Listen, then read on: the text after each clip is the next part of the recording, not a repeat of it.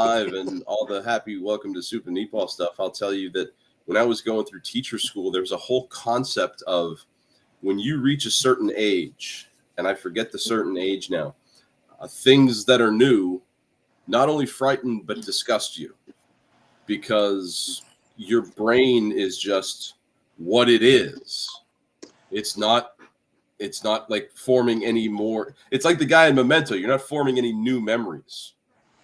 Yeah, it has to vary by person because I feel like for me that age was like 11, where I was like, I need 5 channels and a bowl of soup. Well, you know what? The channels go into the thousands now, but like I don't have channel 12. That doesn't exist. Like channels start at 800 in the HD world.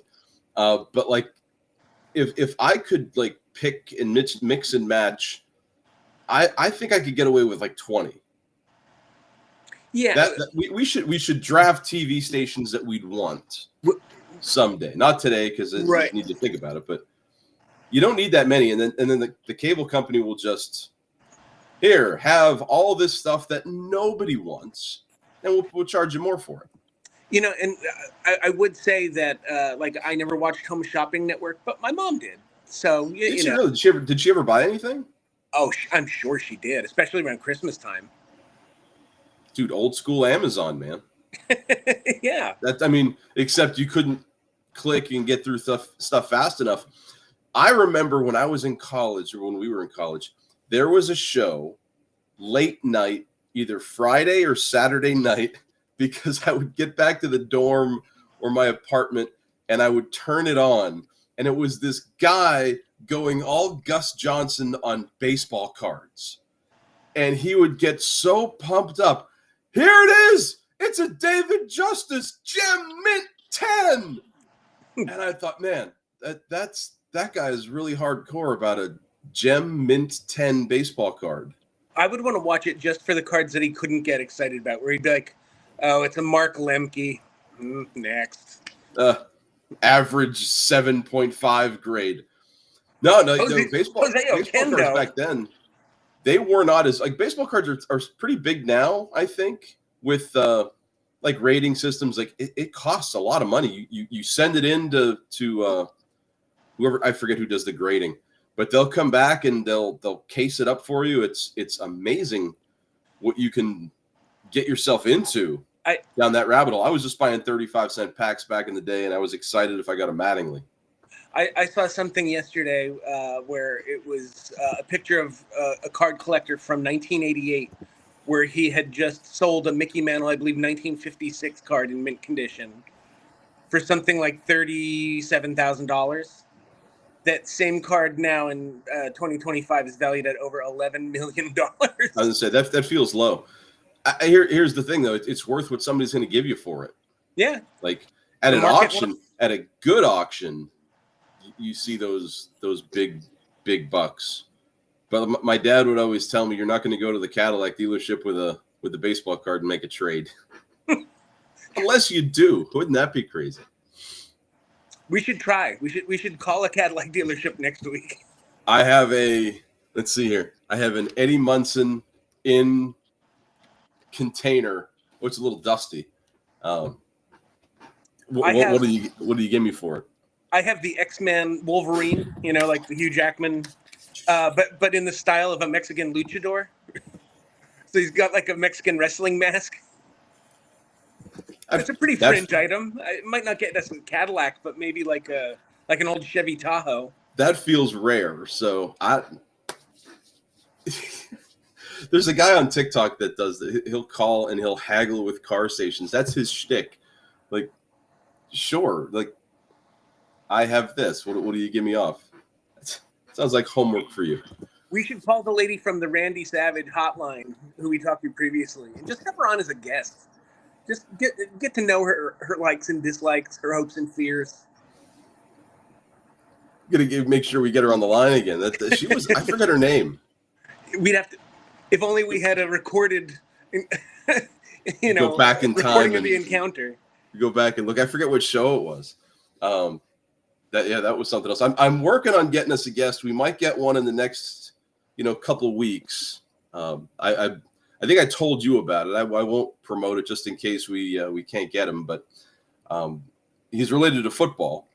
But we're going to start our actual show today with baseball because they've hit the baseball playoffs now, and there's no like kind of rest for us. The playoffs march on, and we can focus a little bit on the wild card round because we know the result. But last night, or yesterday afternoon, or whatever it was, Toronto just absolutely blew New York out of the water.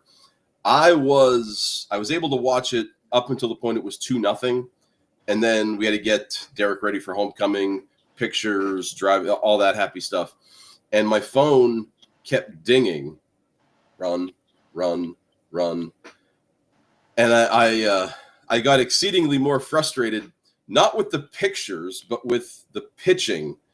And I guess, going into game one with Luis Gil against Toronto's number one, it would have felt like a steal if they were able to win it. But it really felt like they just didn't show up at all. And I don't know how much. I think you were watching football at the time, so I don't think you saw too much of it. You didn't miss much, we'll tell you that. Yeah, I was following score updates on my MLB app while I was watching Michigan and then Penn State, UCLA.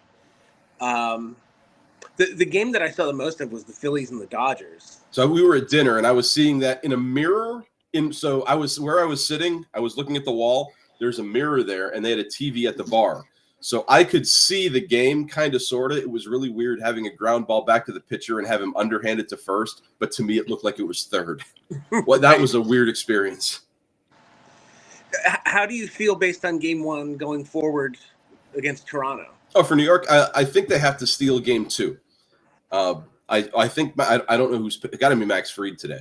If Fried pitches well and they win game two, they have a chance. If they don't win game two, I don't see them winning game five in Toronto. It's like the house of horrors up there. They've lost like their last 9 or 10 up at the Rogers Center.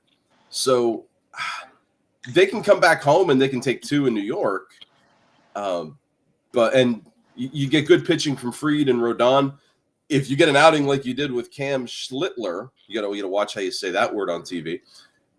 That kid lit up the airwaves in game 3. We'll go back to the wild card because I'm amazed, first of all, that Boone let him in for the 8th inning. But a rookie postseason strikeout record for the Yankees. He had 12 strikeouts. That was a good way to keep Boston off the board. I have an early Mr. Smarty Pants for you based on that. Do you know who has the all-time record for strikeouts by a rookie in a postseason start? There's a name that immediately came to mind, but I don't know if he was a rookie. I don't think he was. Because I was going to say a young John Candelaria in 75 had a game where he struck out like 16. He may have struck out 16 as a rookie. That would not have been a playoff game. Or the information that I have is inaccurate, which might also be true. I'm thinking of he had one like historic start against the Pirates, Reds, NLCS in 75. But I just don't think he was a rookie. Someone like Doc Gooden, he didn't go to the playoffs as a rookie. I don't know. Who is it? I like Chris Berman's nickname for this guy. It's not Burt Weiland, is it?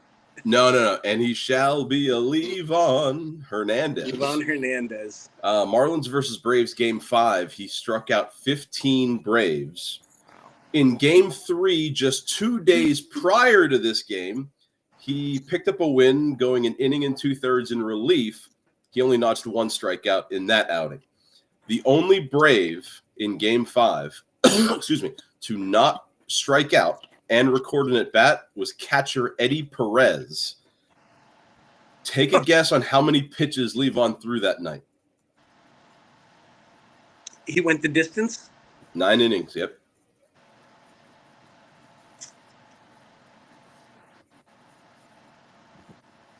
135. You're darn close. $143. Wow. And Schlittler, I don't know offhand how many pitches he threw. I think he was in like the $110 range. But still, if that's what you get out of him, that's what you can expect out of him. You can't. First of all, you can't.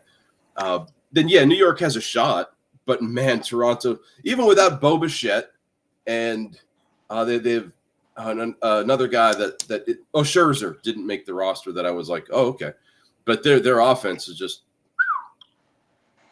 And you talk about like someone like Schlittler, like how you can't count on getting that.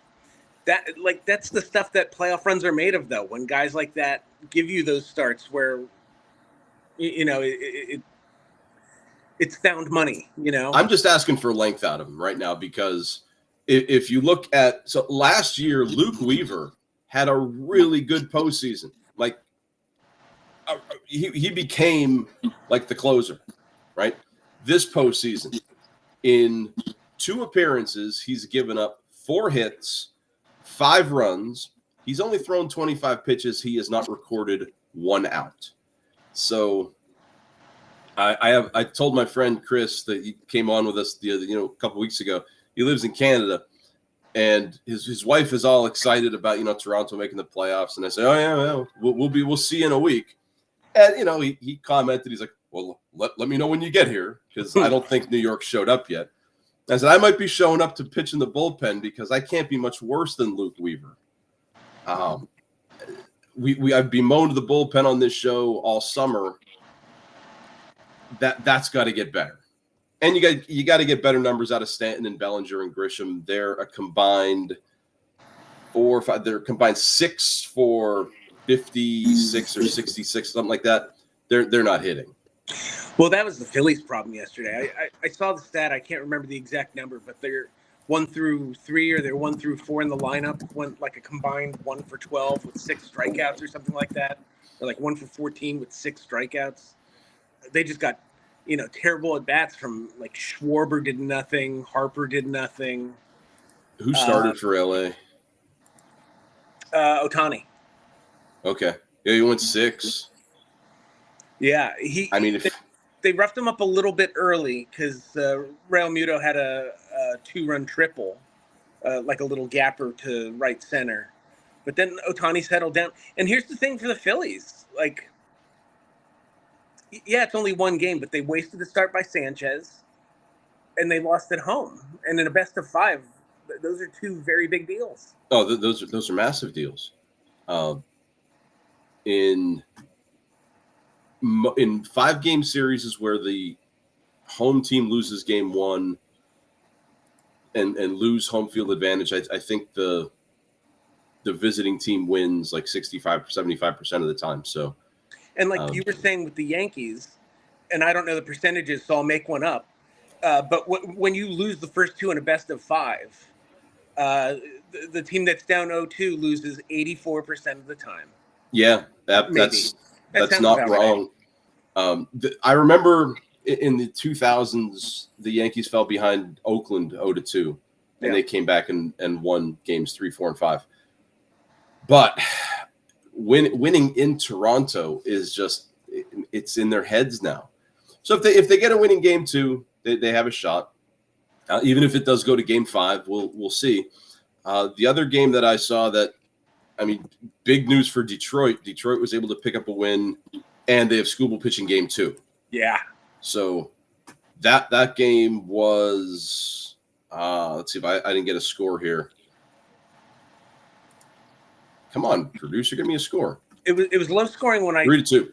Yeah. In 11. So extra inning game, ghost runner scores. You got to love it. And we haven't even talked about. I didn't see a second of Brewers Cubs, but the Brewers looked like they just rolled through Chicago. 9-3? Big 9-3. Yeah, 13 hits. And so that lends a little bit of credence to the, it's okay to have a break. The bats don't always go to sleep. We've seen that in playoffs past where, the home team in the divisional series just kind of sleepwalks through the first couple games, and by the time they wake up, it's too late. Toronto, they came out swinging. Milwaukee came out swinging. So we'll see where the rest. By the time we meet up again next week, we'll probably have an LCS. So I would like to see Yankees Mariners because I don't want to see Scooble. I would like to see Cubs. I guess the Dodgers. I don't know. I can't root for Pennsylvania teams, but either one. I'd like to see the Cubs or maybe not the Brewers the way they're playing. I'd like to see the Cubs in the World Series against the Yankees. I think that'd be a good ratings thing for them. Yeah, I think they've only met in 32. I think this would only be the second time Yankees-Cubs meet in a World Series, if it were to happen. Yeah, well, that was Derek Jeter's prediction yesterday on the Fox broadcast. We'll see how close that gets. We won't see the Red Sox in the World Series because they got bumped, and the first thing you do, you look at in the offseason, how do you get better? So I looked there. There's a link on ESPN about all the eliminated teams and what they're looking at. And one of the key things for Boston, they said, was figuring out the Alex Bregman situation, if he opts out or not. What do you think? Do you think he's going to? What's the? I think the signing was such a coup for Boston, and now with not having Devers, you can't trade Devers and then not bring Bregman back. You know what I mean? But this ownership group is cheap. They got Bregman for not quite pennies on the dollar, but not his full value. Dimes and nickels. Yeah, and now he after a solid season, an all-star type season, he's going to command money. And in the last post Mookie Betts trade, the Sox have not shown a willingness to want to pay money. Yeah, and I mean, he had an injury, he was hurt this year, so he only hit 18 home runs and knocked in 62, but he had 273, which is well above league average. Good defensive guy. Gold Glove. I mean, in the past. If he's not a complete tool in the clubhouse, then yeah. The other name that I saw as a free agent, he's not a big name. He's a pest, and he used to be a Yankee, and I hate to see him when he plays against the Yankees. Rob Refsnyder. He's a guy who plays everywhere. He's listed as an outfielder, but he plays every infield position as well. Lucas Giolito. There's a $19 million option for him. One of the pitchers you have. Good season from him coming back from Tommy John surgery. I don't know what they're looking at, post this season. The other thing that ESPN said, they have a lot of outfielders, a crowded outfield. I don't know if you know about that. Well, really, when I think about what I'd like to see them do this offseason is figure out the rotation behind Crochet, because there's just not a lot of consistency in what they're throwing out there. That's where Giolito would come in. Yeah. If he comes back. I think those are the two biggest things, are figuring out what they're going to do with Bregman and hopefully bringing him back.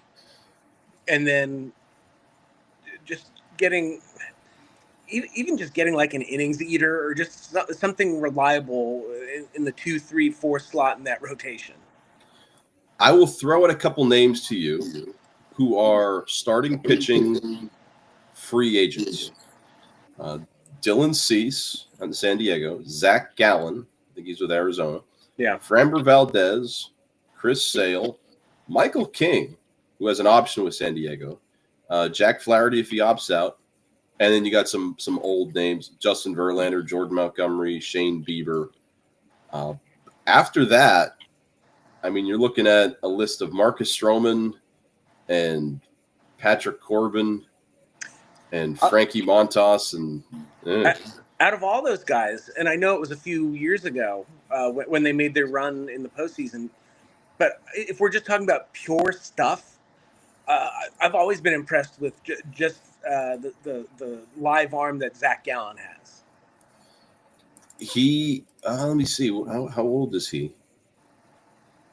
And obviously Sale's the big name in that group, but Sale, he's not our age, but he remembers the same TV shows we do. Gallen's going to be 30 next year.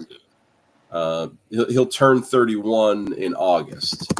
So I don't feel bad about giving him 4 years, he'll probably get 5 or 6. Sale, yeah, he's 10 years less than I am. Yeah. So he remembers the same TV shows. I like that. Yeah, he grew up on some of the same cartoons. The big names in free agency. We'll talk about this after the playoffs. Pete Alonso opted out. Vladimir Guerrero Jr. might be available. Paul Goldschmidt is too. So I don't know. We'll dive into that as we get further down the line. But we've gotten 20 minutes into the show without talking about football, so I can see my phone buzzing already. We're starting college, and they're outside of the Michigan game, which we'll get into. There was a lot of big games yesterday, but I don't think there was one as surprising as the one you watched instead of the Yankee game. Yeah.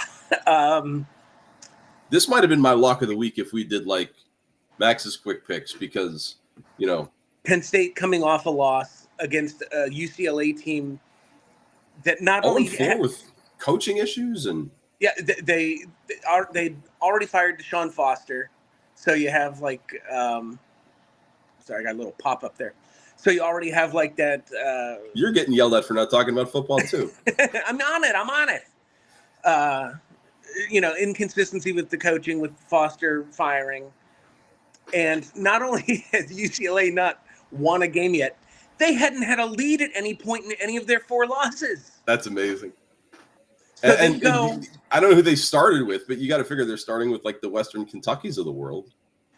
Oh, who did I see just absolutely blow them out 2 weeks? I can't remember, but it was a game where I watched. It might have been the game that led to the Foster firing, because I watched it and I was like, UCLA is bad. They opened with Utah, lost 43-10. They went to they lost at UNLV, but they only lost by a touchdown. They lost at home to New Mexico. That's it. And that was then they went to Northwestern and dropped a 17-14 game. Because I watched that the New Mexico game, and it made me feel bad about a little bit of an up and down Michigan performance against New Mexico. Yeah. So then I was like, well, UCLA's got to be decent. They brought in the kid from Tennessee at quarterback. They have. I am a Leva. Yeah, you talk about like your brain at a certain age not being able to absorb new information. Like I hear about new athletes or new actors in movies, and like I'm turning into my dad, where I'm like, it's that kid with the face, the one, he's got hair. But yeah, they brought in the transfer from Tennessee. So Now this was a first half that was like Penn State played better in the second half. Yeah, it was 27-7 the first half, UCLA half. just blitzed them.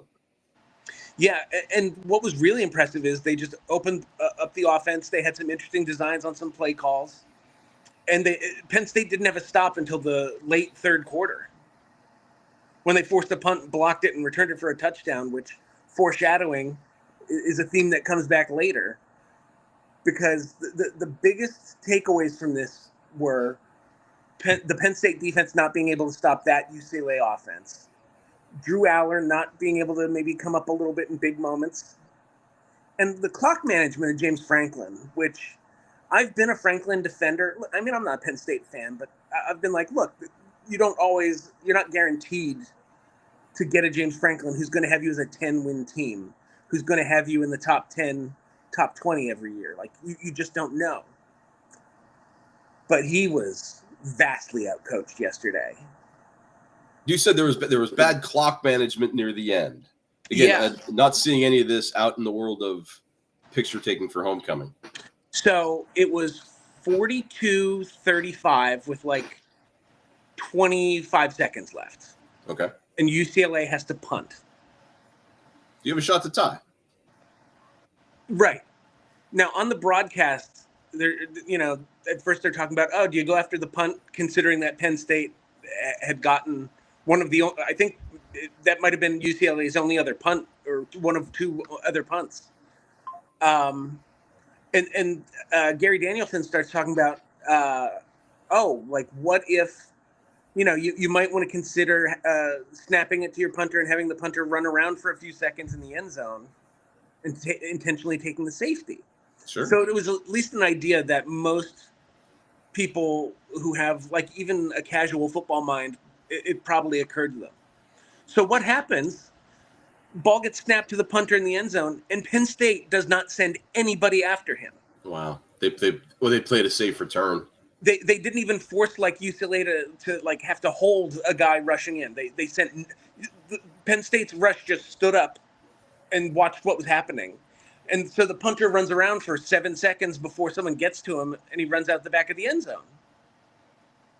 That's a quarter of the time you've got left in the game when you're 7 down seconds 7. out of 20. Yeah, that is so valuable real estate. And for Franklin to not even like tell his team, someone be aware that the punter might do this, is coaching malpractice. So this morning and last night, all over the Talk of Tick, the local fans once again saying this has to be it for him. This has to be it. I even saw a list of. Well, I'll tell you this: at Wednesday's Powder Puff football game, I was the announcer, and part of being on the announce crew is they feed me, so they gave me dinner. So I'm in the high school football coach's office with a couple of the guys that are on the football staff, and we're talking football, and they were talking about how this is obviously it for him. Now this is pre-UCLA. I was the hot shot saying, oh no, you're good this week. I said he's going to win 10 games. You're going to get rid of him at 10-2, and they're like, well, it's the big game thing. But the one guy was saying that he'd like to see Matt Rule take over because he's a Pennsylvania guy, and he's like, oh, look what he did with Nebraska. You want to get him before they sign him to an extension. Yeah. And that makes a lot of sense. There were a couple other names that I saw on TikTok that were interesting. One of them was the offensive coordinator from Oklahoma, Ben Arbuckle. One of them is the current head coach of Kansas, Lance Leopold. And the one name that really, really stuck out to me because I know he's a Pennsylvania guy, because he's an IUP guy, was Kurt Cignetti. Yeah. I wonder if Cignetti would want to jump to Penn State. I think he likes the underdog. He's got the underdog attitude at Indiana. But, I mean, it's a name that popped up. And it makes sense that it would pop up, but, I mean, you have to wonder, like, now, what does this mean for Penn State's season, even for who they'll be able to get? Because now they're a 2-loss team who still has to play Iowa, Indiana, and Ohio State. Yeah, so that Ohio game's looming. But you know what? That the weird thing about this Penn State team is I wouldn't be shocked if they beat Ohio State. Yeah, because there's so much talent on this offense, and it feels like every week people were just saying, well, just wait. They're going to put it together, and they still haven't. No, I think a lot of this was based at the first 3 games they went, super vanilla, and that was not, they didn't want to show anything to Oregon. Michigan does that all the time, and it frustrates the heck out of me. Sure. But they didn't get a good look in those first 3 games. And the teams that, Texas just lost to Florida, I think it was. But they played Ohio State. They iron sharpens iron. Alabama played Florida State, Oklahoma, Michigan.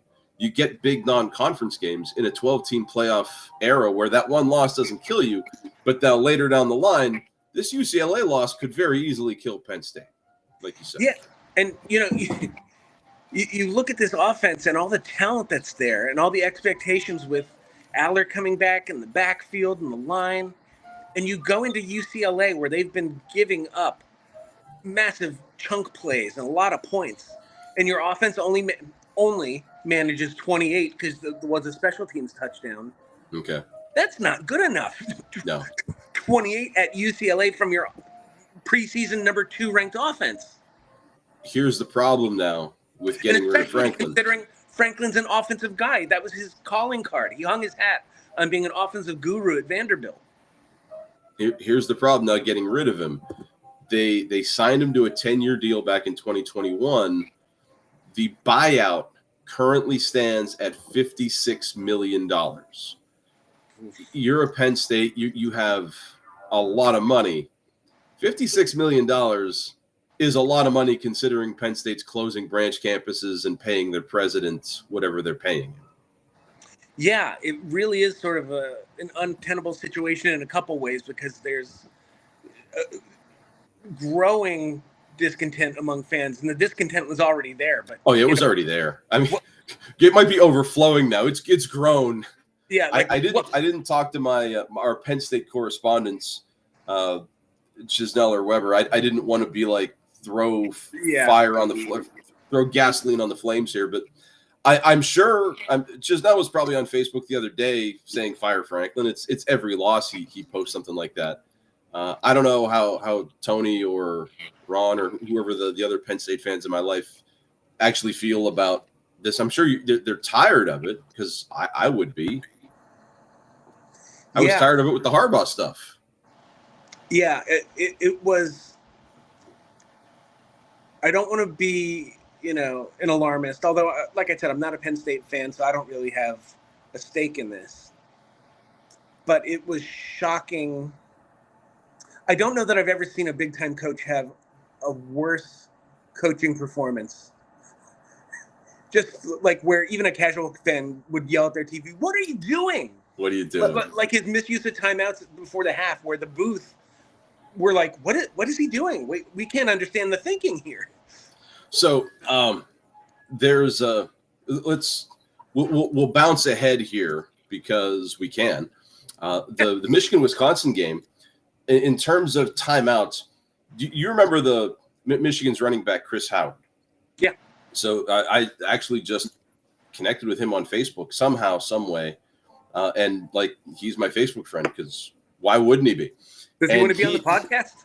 I'd like to ask him. He does Michigan media with Rod Payne, the old center from Michigan. I'd love to get him on and just pick his ear about this team and just college football in general. But he posted something. Oh, go ahead. I would just like to say, if you ever do have Rod Payne, see a urologist. It's not funny. You. So he posted something about near the end of the Michigan game. Haynes gets the first down. There's like a minute and 45 seconds left. And that's essentially it. I mean, Michigan has a 14-point lead. There's 90 seconds left. They just got a first down. That's the ball game. And he was like, "Why are you not calling your timeouts if you're Wisconsin?" And I'm like, well, game's kind of over. And what he said really resonated with me. He said, it's not about points. It's about in-game reps for your defense. And I thought, yeah, like, dude, that makes a lot of sense. But I mean, at that point, I don't know if your players are just hang your head and those reps aren't going to get you anything. Right. But Michigan's running game again came out really with Justice Haynes went over 100 again, but he hit another home run in there. So the offensive line is starting to gel a little bit. The wide receivers dropped so many passes. Oh my gosh. They're very inconsistent. No, number one, McCulley, I don't know his name. I'm terrible. He had a really good catch on the sideline. He scored a touchdown. But his big catch came right after I texted you saying these guys can't catch anything. And like if the ball's hitting their chest, some of them were like, you have to jump and I'm sorry, if it hits your hands, you're a Division I receiver. You got to catch the ball. Yeah, and look, the passing game is better. How could it be worse than it was last year? Don't ask questions you don't want answers to. Oh my gosh. It's like Samuel L. Jackson says in Pulp Fiction: if my answers frighten you, you should cease asking scary questions. But yeah, it's maddening to watch, like the pregame where they're talking about, Michigan should win this easily. Michigan, this will be the week where Michigan's offense can get a little momentum. And just Wisconsin's offense came right. They got the ball and they marched right down the field. Yeah, I think they took the defense by surprise. Yeah, well, because I texted you where either at halftime or into the third quarter, where I was like, I don't like this. Uncomfortably close, you said. Yeah. I felt the same way. We had a 10-point lead, so I felt a little. We had a two possession lead, and our running game was doing pretty well.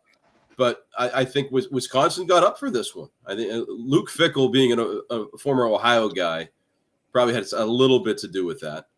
Right. And we talked last week about how they were embarrassed by Maryland. So I mean, there's some pride there, you know. A little bit. But Michigan was able to close it out, and next week Michigan has a big trip to USC. Those games we know they're not fun. This was one I think I penciled in. If you go back to our preseason show, I think I penciled this in as a loss. I think I did too. I think I said Oklahoma would be a loss, or maybe I had Oklahoma. No, you had Oklahoma as a win. Did I, even on the road? Yeah, I think so. I felt bad about taking Oklahoma, but that you remember, but not the Randy Savage lady's name.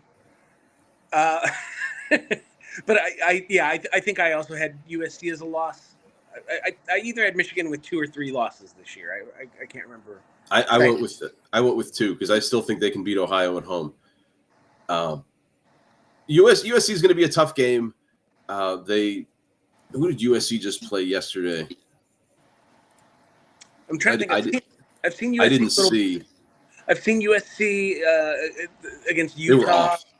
I saw USC Illinois. Yeah, I saw the first half of the Illinois game before I fell asleep. They were off last week, so they have a bye week ahead of a home game against Michigan. Yeah, that's a tough sell. As far as the rest of the week in college football, Miami had a big win over Florida State, and if you look, ESPN loves them some Miami. I will say I watched Miami, Florida State for a bit last night, and they have such a good group of young receivers. The one kid, that Malachi Toney kid, he can just flat out run. He's just taking little crossing patterns like 5 yards, like a little 5-yard slant and taking them to the house. Carson Beck is a good quarterback. He's been in college for about 12 years now. I don't think Miami's the best team in the country, but they surprised me watching them last night. I was like, they're for real. They can run the ball really well. What's that? If I say until they lose, if they don't lose, I think ESPN's just going to keep them at number 1. They'll have some big games. They have Penn State, they have Michigan, they have the Big Ten championship game potentially. So, I mean, looking at where it is, the difference between 1 and 2 is right now. I think if chalk wins, you have 8 over 9. Miami's reward is Georgia. The 7-10 matchup would be Oklahoma. So would you rather play Georgia or Oklahoma? I don't know. Oklahoma's defense is tough. And their offense is pretty good too. But yeah, they put up 40 plus yesterday. 44 yesterday. Yeah. Yeah, I think Oklahoma's surprising a lot of people because they were like a borderline top 25 team. And that loss doesn't feel as bad week to week, right? Yeah. Still stings, but not but as going into Norman with a freshman quarterback, it doesn't feel as bad as it did at the time. There you go. So that's where ESPN has us in our 12-team bracket right now. We'll see where it goes. In terms of our alma maters, I didn't see a ton of the IUP Lockhaven game. It was homecoming at IUP, and that's always nice. But IUP came home with it was a 35-9. They won. Let me get I didn't write down the final because I'm dumb. 35-12 was their victory over Edinburgh. I think you guys played Lockhaven.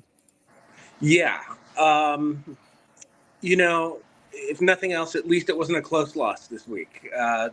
They'd been losing close ones all year, and Lockhaven came in and dropped a 21-point loss on the Huskies. And Bloomsburg just does not look.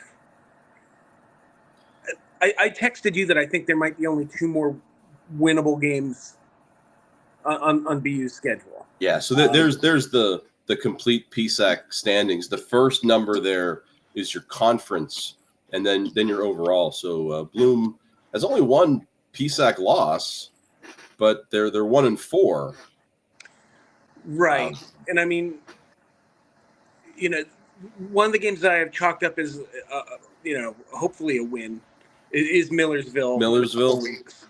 And I forget what Shepherd's record is, but Bloomsburg has Shepherd in a couple weeks. Shepherd's 1-1 in the PSAC, but they're 1-4 overall. Oh yeah, I see that right there. But that's Shippensburg's record too. My bemoaning of the IUP offense, they had more punting yards than rushing yards. That's not a recipe for success. They had a big win, 35-12 over Edinburgh. I mean, they won by double digits, but 88 yards rushing, I think, might be their season high. And that's for the team. That doesn't get it done. Sorry. Yeah, just from what I've seen of Bloomsburg, they're just incredibly inconsistent where they'll have stretches where their running game actually looks pretty good. And they have a pretty decent quarterback in KJ Riley, who's got the 5,000 career passing yards and had a great high school career. But then for long stretches, they just can't move the ball at all. They're going 3 and out, 3 and out, 3 and out. And the defense just gets overworked. Well, overworked defense. Let's go back to high school here. So it is homecoming in Chambersburg as well. And the defenses were, I guess you could say the defenses were on display. The offenses looked pretty rough. Chambersburg wins their homecoming game 6-0 over Carlisle. However, the real dominant force in this game was not the offense for Chambersburg. It was not the defense for Chambersburg, nor was it the offense or defense for Carlisle. It was the gentlemen wearing the striped shirts.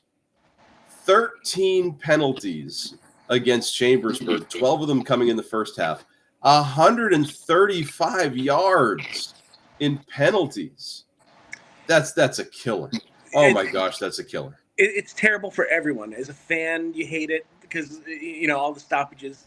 As players, as coaches, because if you're trying to control tempo. The announcer even was like, surprise, surprise, there's another flag. Like when you're getting trolled by the announcer, that's like, come on. Yeah. But hey, I don't know what you do if it's a penalty. Yeah, the touchdown they got was a touchdown pass to Malachi Tasker, who was really wide open in the front corner of the end zone. Just a coverage malfunction for Carlisle, and it looked like the extra point was good, but they said it was not, so it's whatever. 6-0 win. Chambersburg's defense balled out. Carlisle is 0-6 though. They haven't won a game yet this year. Hey, hats off to Carlisle. Winless team and only giving up one touchdown. Yeah. Well, I mean, the 135 yards of penalties helped a little bit.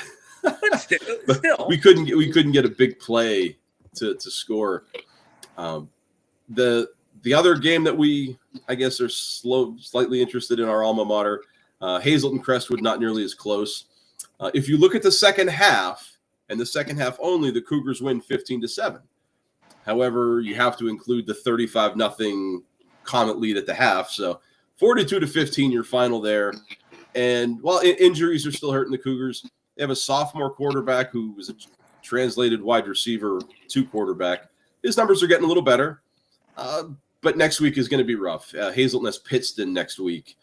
And for the glass half empty folks, Pittston is 5-1. They beat Crestwood 47-14 last week. The only loss for the Pittston team, a 13-point loss to North Pocono. North Pocono 7-0 this year. So. Yeah, and I just know, like, I still have friends who go out and cover the games, and I've heard that Pittston pretty good running game. But that's par for the course from what I remember about Pittston. And I'll say this for high school football in our area, and Berwick is a problem. Berwick is undefeated and very good. Well, that's shocking. They'd had some down years the last few years, though. Yeah, they did. This is a bit of a return to the Berwick people remember. I remember, but powered by the running game. It's not wide open like the Curry years. It's a different Curry coaching them, but he's got them rolling. He's got the Curry system, huh? Well, let's. We talk college, we talk high school. Let's buckle in here. NFL. Should I give you my Vikings Browns pick, by the way? Sure, yeah. Let's. The game did kick off. I don't want to. Let me see what the Browns do here on 4th and goal. Okay, they converted and they're at the 2. I'll take Cleveland. You're going to take Cleveland. they are getting they're getting the home game rub in. Where are they? Are they in London? Yeah, they're playing at Tottenham Stadium. Okay. Super. I wonder if I even have that game. I'm not going to look because last week I didn't have the Steeler game. Who knows what you'll get? Dylan Gabriel he's made the starter. I had to put Dylan Gabriel on my fantasy team because of bye weeks, and the fantasy league that I'm in, we start 2 quarterbacks. So some people have 3 quarterbacks on their team. It's hard to find a guy for the bye weeks. Yeah, and I dropped a kicker, I think, to pick up a quarterback. My fantasy team's not good, so I mean, I'm the taco of this league. I'm just kind of there. I'll check my roster. I don't make a lot of moves. I don't trade with anybody because I just don't.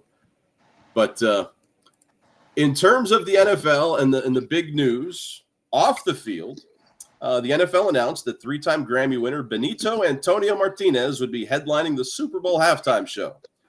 Most people recognize him as Bad Bunny. Now, I'll be completely honest here before I turn the reins over to Tim. I don't listen to Bad Bunny, but I actually took the time to check out what Google said his #1 rated song sounded like. It was called Dakiti. Not my thing. It is very auto-tuned. That seems to be a staple of today's artists that old man Max just doesn't like. And I don't care where you're from, what you sound like. I don't like auto-tune. I do, however, think the song had a good beat to it. Like, I didn't hate the music. I didn't like the auto-tune aspect of it. I have other thoughts on this. What's that? You sound so old right now. Well, it is what it is. I have some other thoughts, but Tim, you have thoughts. The floor is yours. Go. You know, I also don't know a ton about Bad Bunny, though. He hosted Saturday Night Live last night. I didn't think it was a great show. I saw him host it before. I thought the first time he hosted was better. I couldn't name one of his songs, and you just listed off one. But having said that, like, this controversy about him performing the halftime show is, like, every time there's a new political controversy in this country, I think, well, we've reached... But this is the stupidest thing people could be mad about. Like, truly, it seems like the only reason people are mad is because he's Puerto Rican and he sings in Spanish. That's where we are. Right with Shakira. There was another one I can't think of, but like Santana. Oye, ¿cómo va? How about Beck? The song "Loser" he sings in Spanish, and he's not even Spanish. That's cultural appropriation. It is. Yeah. If nothing else, this has revealed that a shocking amount of people don't realize that Puerto Rico is a part of the United States, which is not a sentence I thought I'd have to say in 2025. No, here we are. No, the headlines that you see, the memes that, you know, we're going to deport him back to where he came from. The fact that the government is like, we're going to have ICE at your concert. Yeah. And it's like... They made the joke on Saturday Night Live last night. Like, the average ticket price is $6,000. You know, I don't think a lot of, you know, Puerto Rican illegal immigrants are going to be buying Super Bowl tickets. Yeah, I think that's what I said to you. Like, when they said ICE was going to be at the Super Bowl, and my first thought was, yeah, the guys out there picking apples are going to put down $10,000 for a Super Bowl ticket. Like, really, and we don't get political here a lot, but this will be my soapbox moment. Get on it, man. What they really mean is we want to go there and harass and detain and deport anyone of color. And there's been enough headlines where American citizens are getting targeted. It's a scary line that you get on. You have to prove your citizenship if you are. And I don't know. With Bad Bunny now, the thing that I think with this, people get online and say that he's not the target demographic of the NFL, or people who watch the NFL, like, they're not into him. And if that's the case, I think the NFL is making it a tremendous decision here. Like, if 130 million people watch the Super Bowl, right? Not all of them are the NFL's target demographic, right? Some of them watch the commercials. Some of them watch the game. Some of them are just at a party trying to find a bowl of Doritos, right? But if you look at this guy has surpassed 100 billion streams on Spotify. He's not exactly a lightweight in the world of entertainment. So if you can get his fans to watch your product, that they're not entirely, Puerto Rican population might not care about the Super Bowl, but if they're going to watch because of this, then the NFL just made a really smart move. Right? Like, if I had to list, the 5 biggest recording artists in 2025, he's certainly in the top 5. It's Taylor I know Swift. one. It's That's him. what I know. I know Taylor Swift. I'm still out here listening to Motley Crue and Journey, and like the old heads are like, when are we gonna get Foghat for the Super Bowl? Like, yeah, look, this isn't the Bloomsburg Fair, everybody. Okay. No. And honestly, when was the last time you really cared about the halftime show? Like when Dr. Dre did it with Snoop Dogg and Eminem, like that, I was interested in it. But honestly, Super Bowl Sunday is still a Sunday, and Jen and I do our grocery shopping, so like we've got to get that done eventually. So we usually do it at halftime. I really don't. I don't watch the halftime show usually, to be honest. I would be interested if Weird Al did the halftime show. When Springsteen did it, like 10 or 15 years ago, I watched him because I'm a big Springsteen guy. I watched the one with Eminem and all like the. I don't know much about Kendrick Lamar. So the Super Bowl show last year, there were so many like Easter eggs. Like if you looked it up, he did this, he did this, he did this. I'm not Kendrick Lamar's target demographic, but I was also not on Facebook complaining and moaning about, oh my gosh, it's been year after year that sect of people bitch about the halftime show. And just don't watch it. It's fine. Turn the channel. Nobody cares. It goes in waves because, after the whole Janet Jackson, Justin Timberlake thing, then they wanted to go with safe dad rock. So they brought in Aerosmith and they brought in Springsteen and they brought in, what you would maybe indelicately call like nostalgics. Sure. So then they've gone the other way where they're like, all right, now let's bring in, Beyonce. Let's bring in, Kendrick. Let's bring in Bad Bunny, where they're trying to get younger fans to maybe care. But for people who want to say this is politically motivated, it's financially motivated. They want eyeballs on the television, and Bad Bunny is going to bring that. 100 billion streams, man. 100 billion streams. He's incredibly popular. He truly top 5 in the world. A former WWE 24/7 championship title holder. I did not know that. Yeah. So that's where I first heard the name Bad Bunny. Like he wrestled at WrestleMania. And he was trained. He wasn't just like Jake Paul or like one of those guys who's like a celebrity athlete or celebrity YouTuber or whatever. He went through wrestling school, and like I don't think he's like a luchador type guy, but yeah, he was a title holder. I read the storyline. I think he was bribed to drop the title. Somebody gave him an autographed Stone Cold Steve Austin T-shirt, and then like he laid down for them. Like that's funny, like because you get this guy who's a singer and an entertainer, he's not going to do like crazy bumps in the ring, trained or not. He's not risking that part of his career. But yeah, he's got his hands in a lot of different pies, I guess, or carrots if he's a Bad Bunny. And having said this, I probably won't watch the halftime show. It's not political. It's just not for me. Well, I'll tell you what. So, like I said, I listen. I turned the music on. What I'm angry about is people telling me I shouldn't watch it. Like I just want to watch it just to be like, oh, I can't stand this music, but I'll show Tucker Carlson. Yeah. Well, so the right wing memes online are saying that there's going to be a replacement, and it's going to be Kid Rock. All right. Because it just got stupider. It just went across the line. No, you remember the Yankee center fielder Bernie Williams is an accomplished guitar player. He has 2 albums out. Plays similar types of music. Does he sing?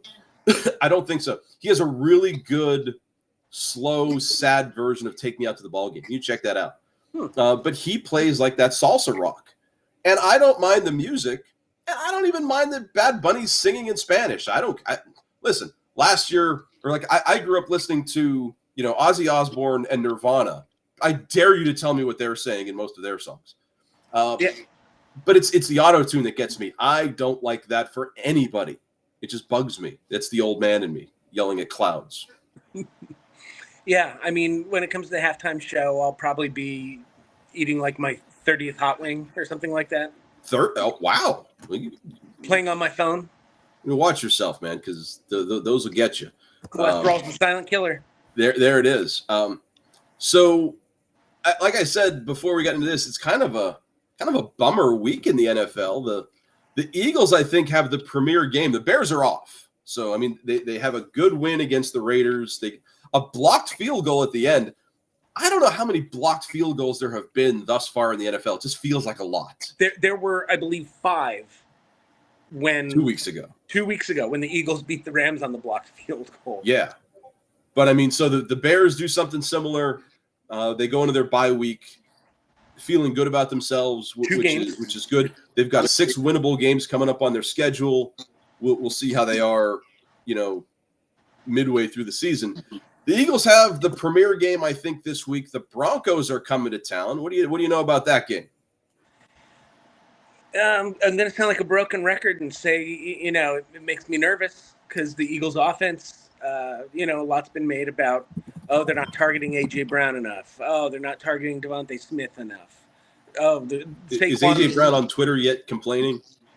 No, and I thought he actually had a really good, reporters were asking him about his tweets, and he's like, look, I want to be here. He's like, me saying I want touches, he's like, it's not about my numbers. It's like he pointed out in the Rams game when he started getting touches and then it opened up the seam for Goddard's touchdown. He's like, just when more people get involved, it allows even more people to get involved. Like if they have to double team A.J. Brown, then they don't worry as much about Devontae or Jahan Dotson or Dallas Goedert or Grant Calcaterra.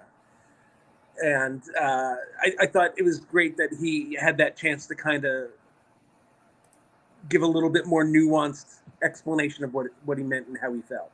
Well, he's going to have a tough one this week because Denver's defense is really good. And their secondary in particular is really good. So I think this is a week you're going to have to get a lot of Barkley to open it up for them. Yeah, and ESPN has him as a 60% favorite, though. It makes you feel a little bit better. Yeah, and look, Denver's a dangerous team. I mean, talented young quarterback. Sean Payton's a really good play caller.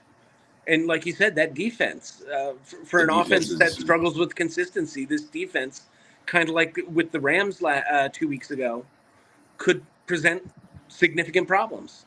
Well, the Eagles they played a lot of close games. So they're battle tested. So this is one of those, we'll see where they go. Tim, we got a couple picks before the Broncos-Eagles game. You already gave me the Browns, currently playing the Vikings. Earlier this week, you took a hit with the Rams. Yeah. But, I mean, I think I would have picked the Rams as well. Last week, you were 10 up, 4 down, and nobody won the Packer-Cowboy game. So I didn't give you a loss there. It was what it was. Not like I said, not a lot of marquee matchups here. A lot of dogs, really, including, despite their record, Raiders at Colts. Who do you got? The Colts are a really pleasant surprise. I'm going to take Indy. Okay. Giants at Saints for the number 1 pick in the draft. The Giants just shocked the Chargers. I know, but Jackson Dart has given them a little juice on offense. I'm taking the Giants. The Saints are dreadful. Cowboys at Jets for the number 3 pick in the draft. You know, I'm going to take Dallas, but I don't feel good about it. I'm surprised about that. The Jets are winless, and I think Justin Fields could feast against this Swiss cheese defense. But, you know, I'm tentatively going to take Dallas. Okay. The big game, Broncos at Eagles. I think this is the week the Eagles inconsistency bites them, and I'm going to take Denver. Oh, my. Dolphins at Panthers in a game nobody wants to see. Oh, my God. I didn't even want to hear about it. I'll take the Dolphins. On the road. I love it. Just because they showed some life against Buffalo like 2 weeks ago. Okay. We have the Texans at the Lamarless Ravens. I didn't foresee a scenario where God. Who's quarterbacking Baltimore with Lamar out? Who's the backup? That's going to take a minute, but I will find that for you because that is fair information for you to try to know. Baltimore's depth chart has a guy named Cooper Rush. I remember Cooper Rush as their 2, and Tyler Huntley is their emergency quarterback. You could do worse than Cooper Rush. I'll take the Ravens. Okay. We have the Titans at the Cardinals. Titans are bad. I'll take the Cardinals. Boy, what a terrible week for the NFL. Golly. The Bucks are at the Seahawks. This is a pretty good game. Bucks. This could have been a good game, but it's not anymore. The Lions are at the potentially 17-0 Bengals. I'll take the Lions, but I also still, with the loss, like the Bengals to finish 17-0. Yeah. Okay, this could have been a decent game. I think he's actually back. I think Jaden Daniels is coming back to play the Chargers. Commanders at Chargers. Jaden Daniels is back. It's at the Chargers? Yes. Coming off a loss, I'll take the Chargers. Okay. Patriots at Bills. In my confidence pool, this is my lock of the week. Lock of the week? I was worried you took the Rams as your lock of the week. And then Chiefs at Jaguars. Oh, Chiefs. That's the Chiefs kind of got back on track last week. You know, it's like I said, it's not a good week. This is a good week for Major League Baseball and playoff baseball, because outside of like the 1:00 game with the Eagles, maybe the Commanders at Chargers game, which will be a 4:00 game. I think I write them down in order. So, what the is that really the Monday night game? Kansas City, Jacksonville. Oh, is Buffalo, New England the Sunday night, like the prime time tonight? It might be. Yeah, New England at Buffalo, 8:20, and then Kansas City at Jacksonville Monday night. This is like Major League Baseball should be like happy about this. This is not a good week for football. Woof. And you know, the NHL should be happy. Yeah, they can start their season with some TVs changing the channel. Yeah, you know what it is a good time for? It's always a good time for a quick hitter. It's always a good time for quick hitters. We have 6 of them on deck. Here we go. Number 1, for the first time, the WNBA Finals will expand to a best-of-7 series, 2-2-1-1-1, in which the higher seed hosts games 1, 2, 5, and 7. The Aces have a 1-0 lead on the Mercury after an 89-86 Game 1 win. Do you like the best-of-7 look for the ladies? I do. I think either best of 3 or best of 5 for early rounds is fine, but I do think having a better regular season and a higher seed should be rewarded because a higher seed statistically has a better chance the more games they play. I do as well, and I think if you're looking to solidify yourself as a league, that's just a good look. Number 2, I heard this last week. I don't know how serious they're looking at him, but Albert Pujols might get a look as the Angels manager. Do you think he'd be a good pick? As good as anyone who gets consideration. I mean, great player, Hall of Fame player. I will say, though, there isn't a lot of overlap in most sports of Hall of Fame caliber players who then went on to be good coaches. That's my thought exactly. Number 3, I'm going to kill this guy's name, so I apologize if I ever meet him. He will kill me, possibly. Ashraf Mahrous recently attempted a world record. He pulled a 700-ton ship with only his teeth. And he accomplished this last week in the coastal city of Hurghada, which is in Egypt. Tim, if you were going to try to break a world record, what would it be for? Before I started having reflux, I would have said like most pierogies eaten in a sitting. Like I long maintained that I could eat 50 pierogies in a sitting, like Cool Hand Luke with the eggs. I'll say pierogies. I'm going to look it up. The record for the most pierogies eaten in a sitting, you got to do better than 50. Well, I just said 50 because of Cool Hand Luke. How many do I have to get? Joey Chestnut has the record, 165 in 8 minutes. Oh, my God. At the Horseshoe World Pierogi Eating Championship, October 8th, 2014. I don't know how big the pierogies were, though. So, well, to paraphrase my my Polish grandfather, that's Bejewita for his stomach. It's something. Okay.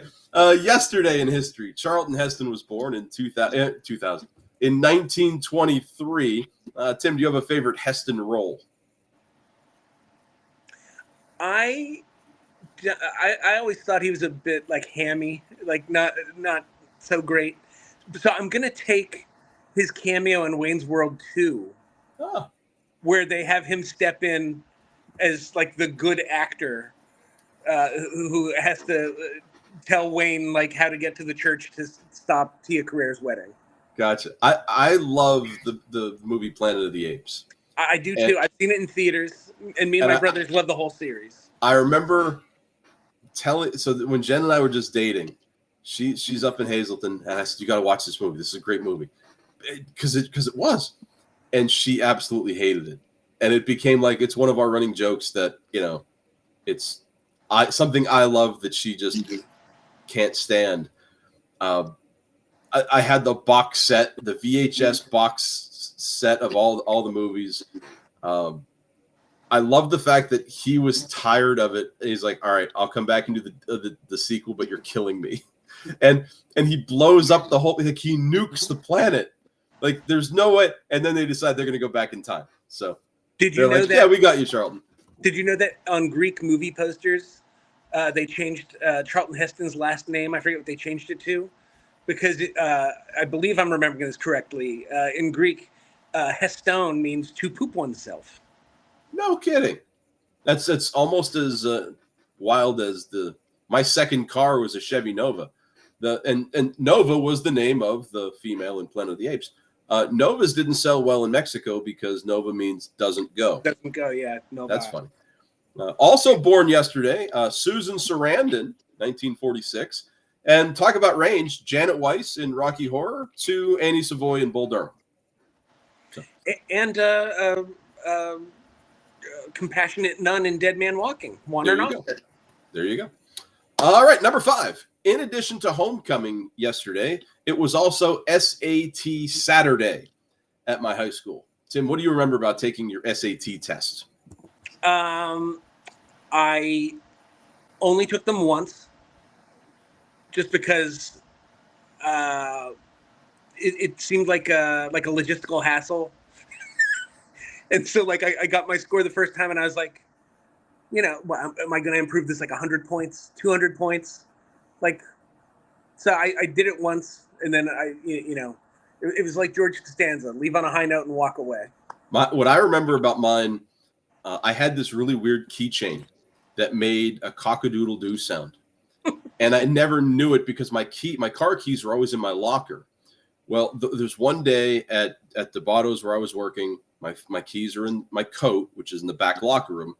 Tony goes back to the bathroom, uses the bathroom, and he just, luckily it was that time that my keys were starting to cock-a-doodle-doo.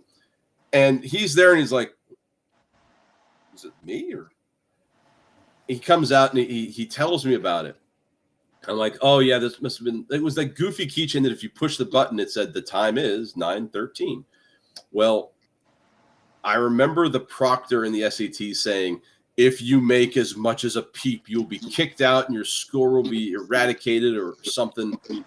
And I remembered that this stupid alarm was going to go off at 9:13 and it's like 9:05. And I'm just sitting there thinking, oh, sugar, oh no.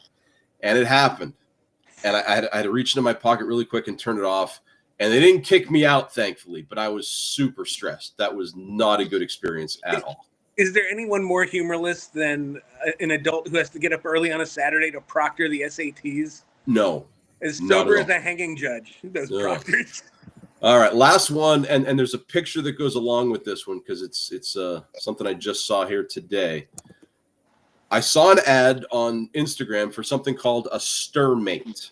Essentially, it's something you clip onto the pot there and it automatically stirs or tries to stir something. So first question, how much do you think such an item goes for? $11.99.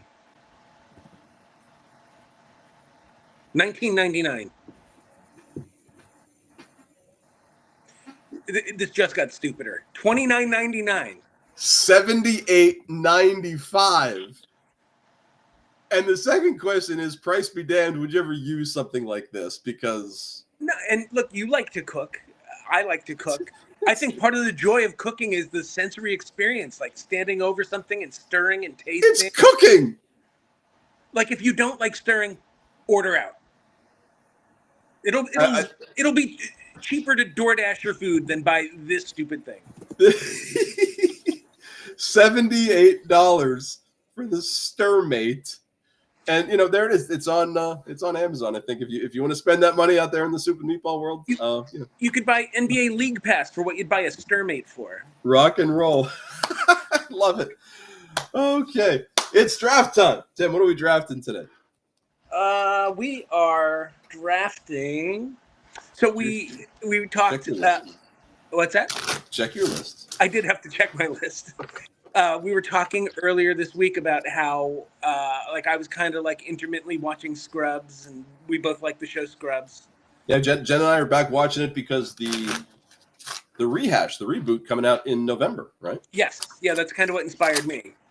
Cool. So we talked about a certain character on Scrubs who we both hate, and it made us talk about we should draft awful characters from TV shows we really enjoy. Is that what I did? Yeah, okay. I'll go with that. Color, number and color. 7, black. 1, 2, 3, 4, 5, 6, 7. I don't know what to do with this. It's the Social Security Act amendments of 1965.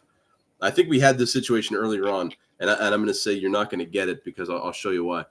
The Social Security Act was signed into law by President Lyndon Johnson on July 30th, 1965 in Independence, Missouri, establishing Medicare, a health insurance program for the elderly. It is a joker. But, you can't even see it. I got to turn the light off here. Give me a second, fans. Because it's the red joker. This silly, ridiculous deck also has a black joker. So, in the spirit of friendship, of bonhomie, I will defer and let you take the first pick. Well, that's I think you have to go back in Soup and Meatballs history, where we did you pulled the right color of the joker. So, and I gave it to you then. So this time I'm not. Yeah. I will not pick the character that inspired the list, because there's another show. I think it might be up until a certain point in their run, my favorite sitcom. I have to go back and look at, like, we did the list on like what my favorite sitcoms were. It's definitely in the top 5. It's tremendous up until the last season. I hate Ted from How I Met Your Mother. He was going to be my first pick. Oh, well, you know, he a well-deserving number one, the Peyton Manning of awful characters on television. Yeah. And I'll tell you what bugs me maybe even more than anything about the end of this season, or the end of the show, the last season. They spend an entire season getting Barney and Robin together. And it's character development. Yeah, Barney changed. It's 14 years later. He's not the whore that he was before. They spent a whole season getting together, and they break them up in 5 minutes just so that, you know, they can fulfill what they originally planned maybe. But Ted was whiny. He was just a pain in the ass.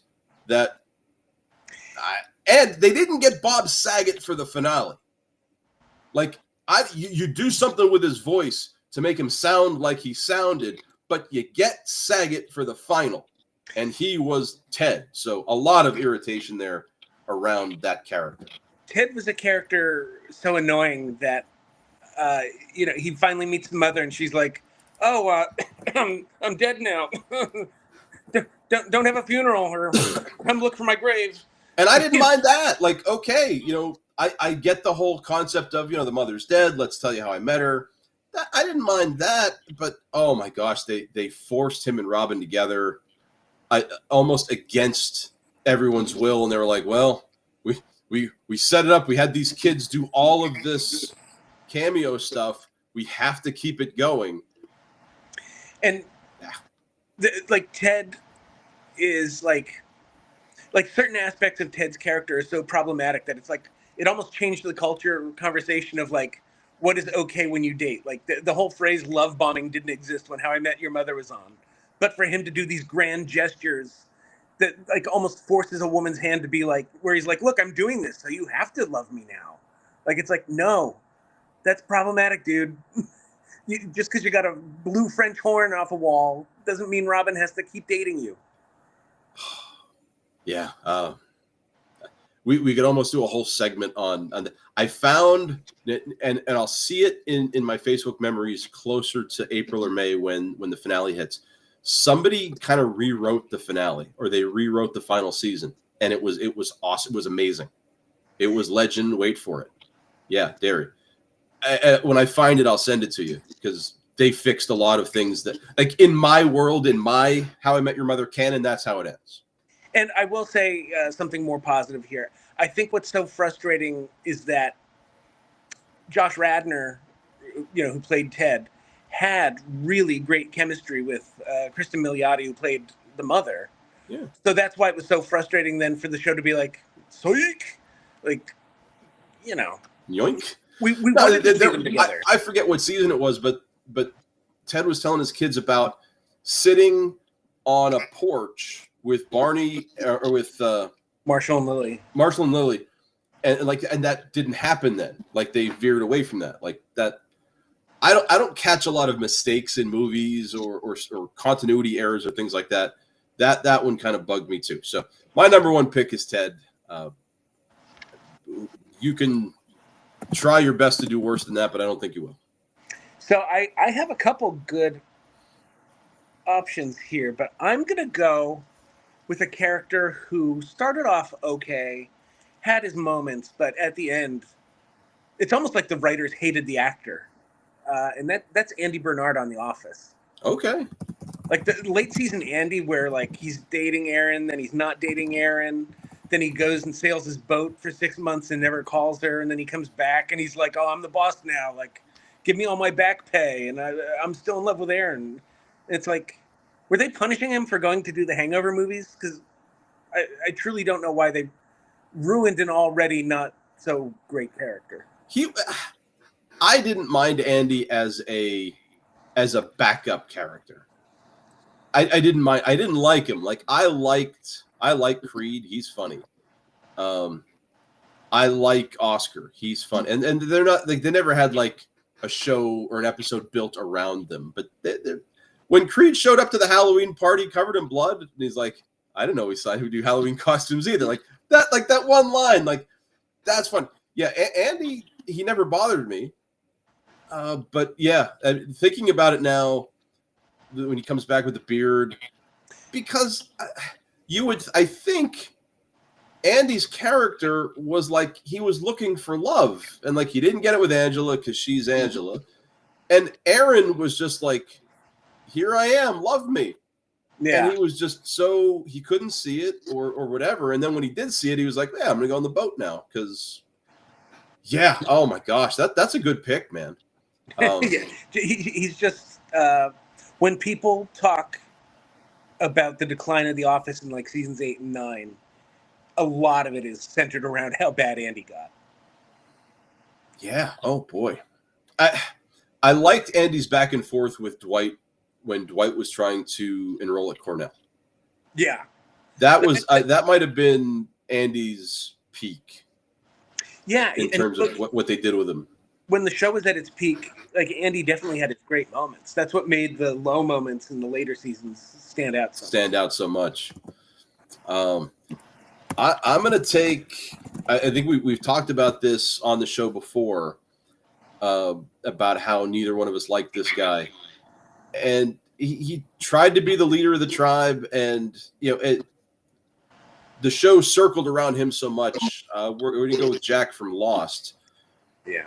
He tried so hard to be Superman in a show that probably needed a Superman. Like we're stranded on an island. We need like a leader.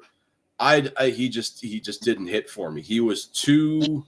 He wanted to help everybody too much, too often, and you got to realize like the situation you're in. Like you can't. We don't need to do surgery on a paper cut. But they always needed surgery at the beginning of the show. Like everybody was getting shot or stabbed, and yeah, he made him out to be too important. So this is going to be the former English major in me, but I'm going to tell you why I don't hate Jack. I feel like he was written that way intentionally. I feel like when that show was made, it was almost like a metaphor for like the Bush administration, and like the idea of like I have to cowboy this situation, and I'm going to come in here and you need a real leader. And that's why like a lot of people on the show too, like other characters, hate Jack. And it's not until season 5 when he's like trapped in like a time loop on the island. And that's when I started to like Jack again, where he almost like philosophically, he's just like, I'm putting my hands up. I'm done trying to take control of situations that are inherently out of my control. There you go. That wasn't the case at the beginning though. So that's why he makes my list. He makes my list because I couldn't care less about a love triangle between Jack and Kate and Sawyer. And then a love parallelogram when we threw Juliet into the mix. Yeah. The love parallelogram. I might be talking myself into Jack being on my list now. I went all high-minded on it. And now I'm like, oh, Jack sucks. It was a love rhombus. They fell into a love trap. A trapezoid. Geometry humor. All right. Enough of that. Yeah, stop that. So my next character is going to be a show you and I both enjoy. And it was a character so bad that not only did they write her out after one season, but the cast and crew and everyone had a term for what it would mean if someone got written off the show. And that was Mandy on West Wing.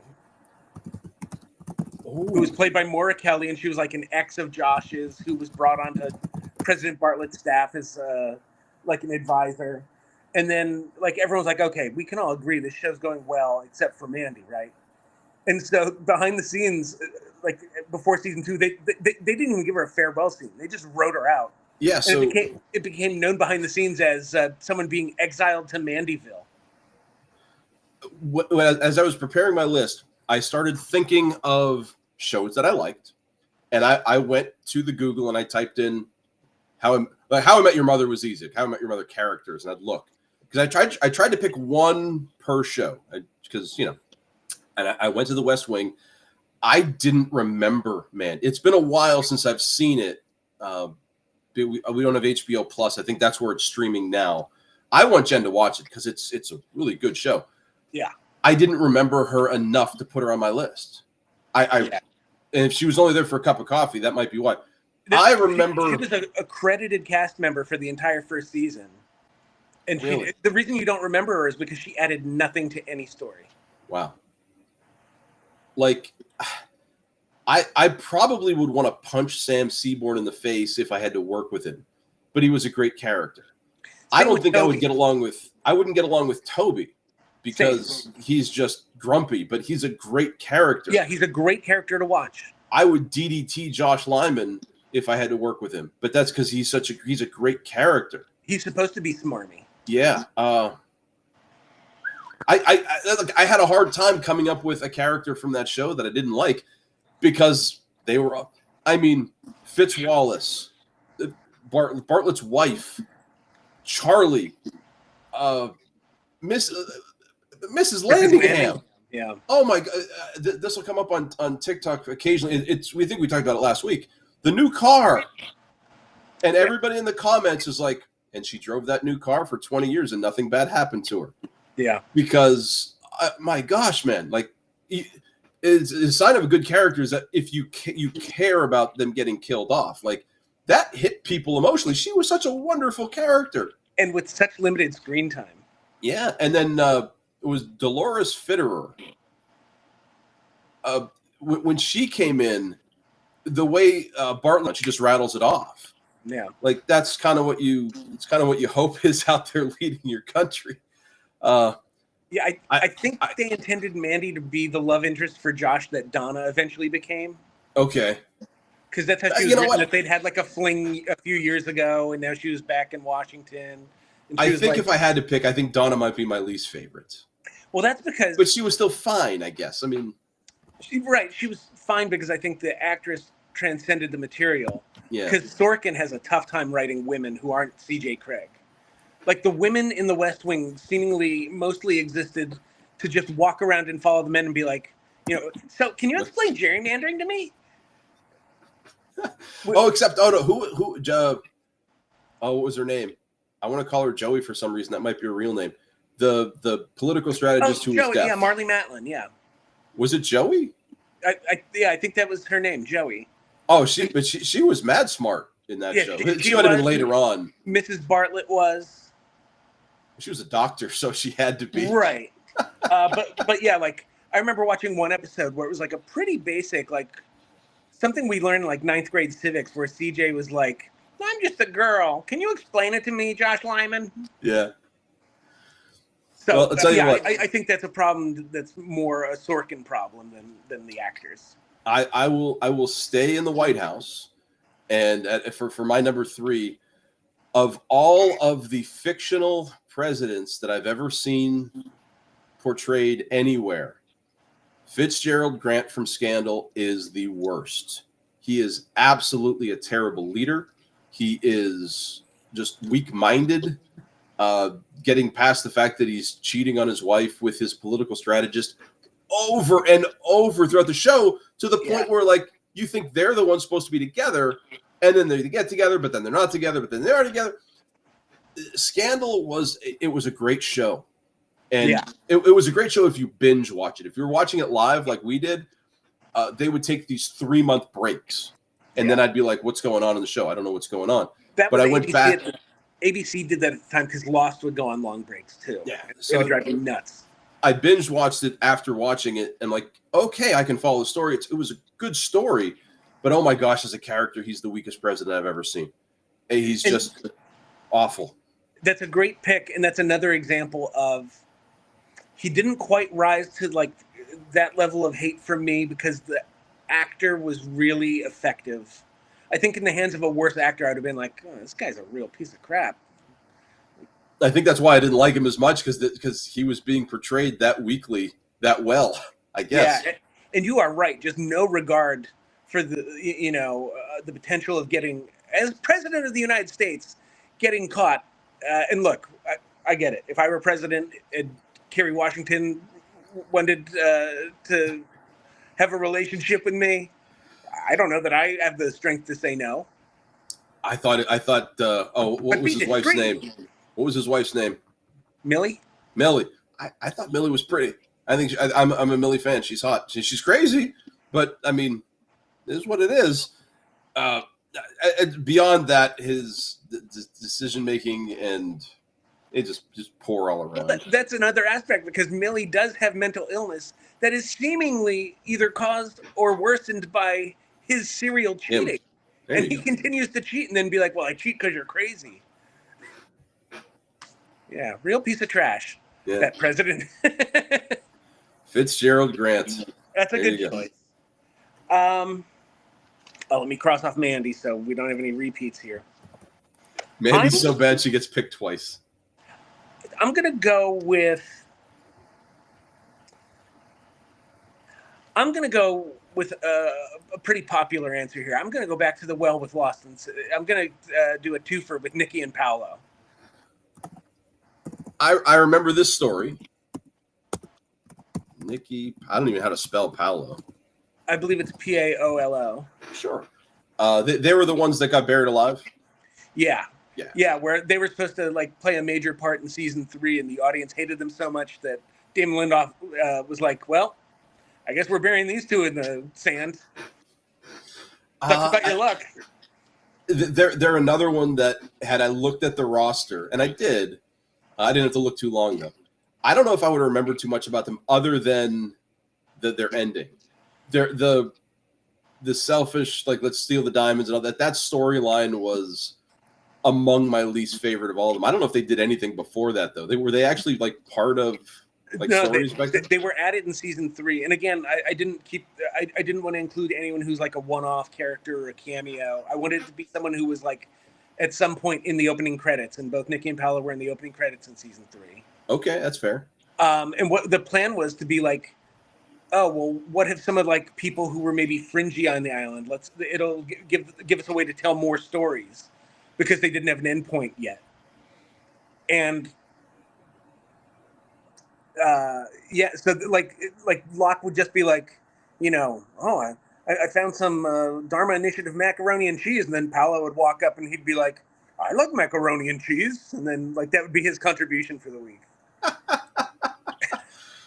I mean, that's at least if they were annoying, they weren't around for long. Yeah, and they had a memorable exit because I think as they were being buried, I think one of them opens their eyes, like you realize, like, oh my gosh, they're alive, and but they can't move because the poisonous paralyzing spider venom. Yeah.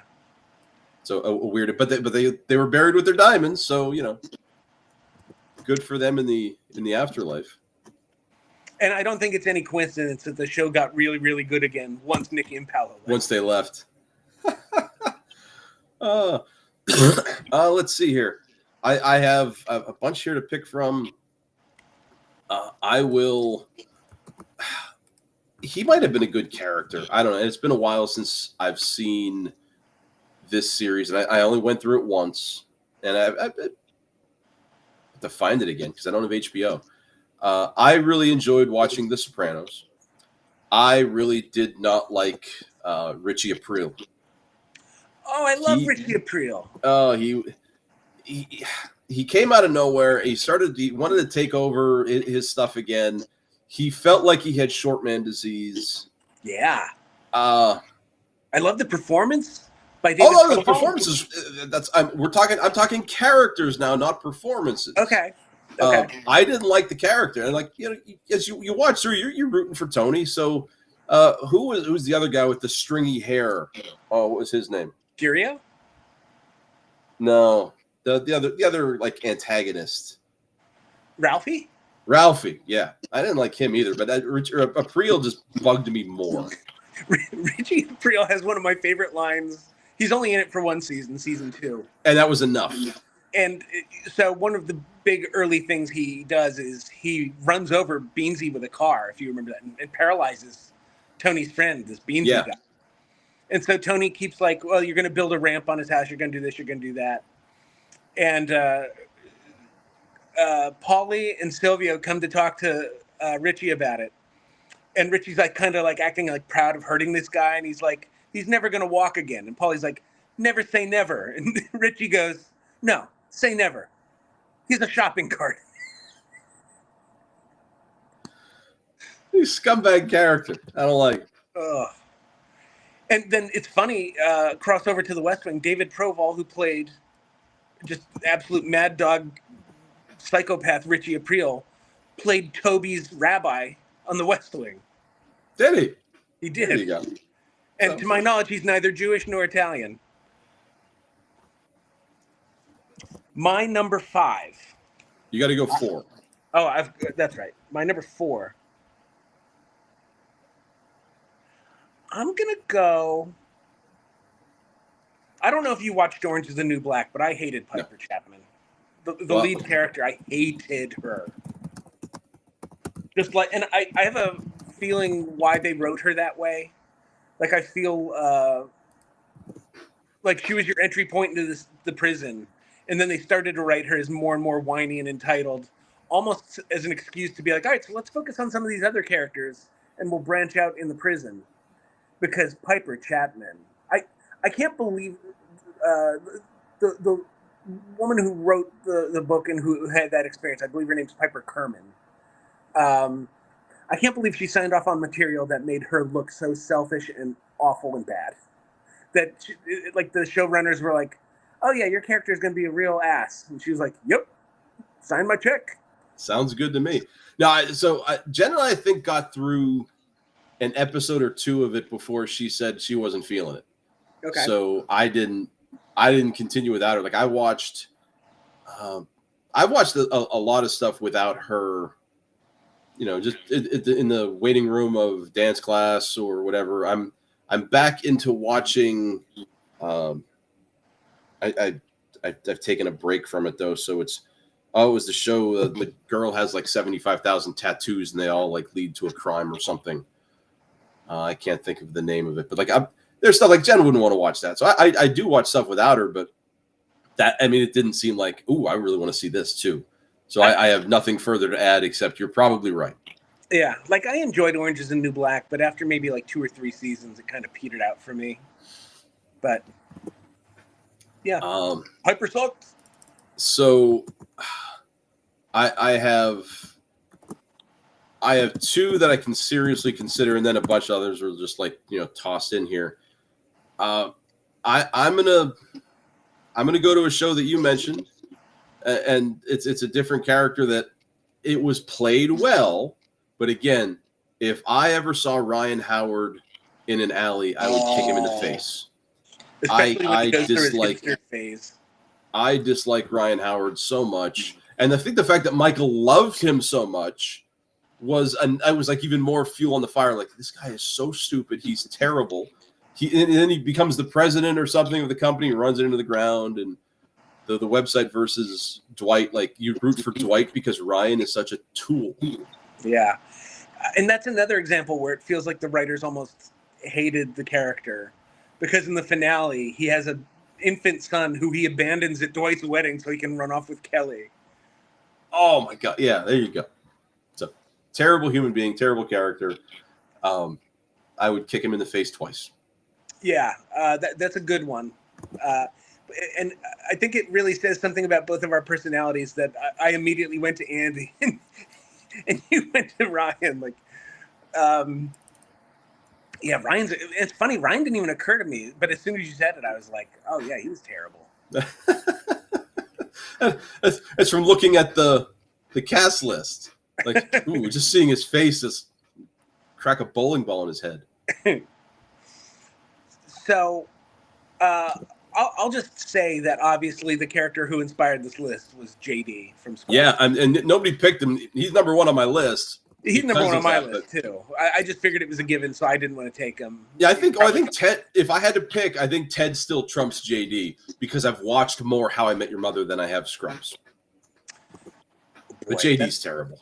That's a real Ollie Frazier for me. I don't know who I'm picking now. They're both really super annoying. For my number 5,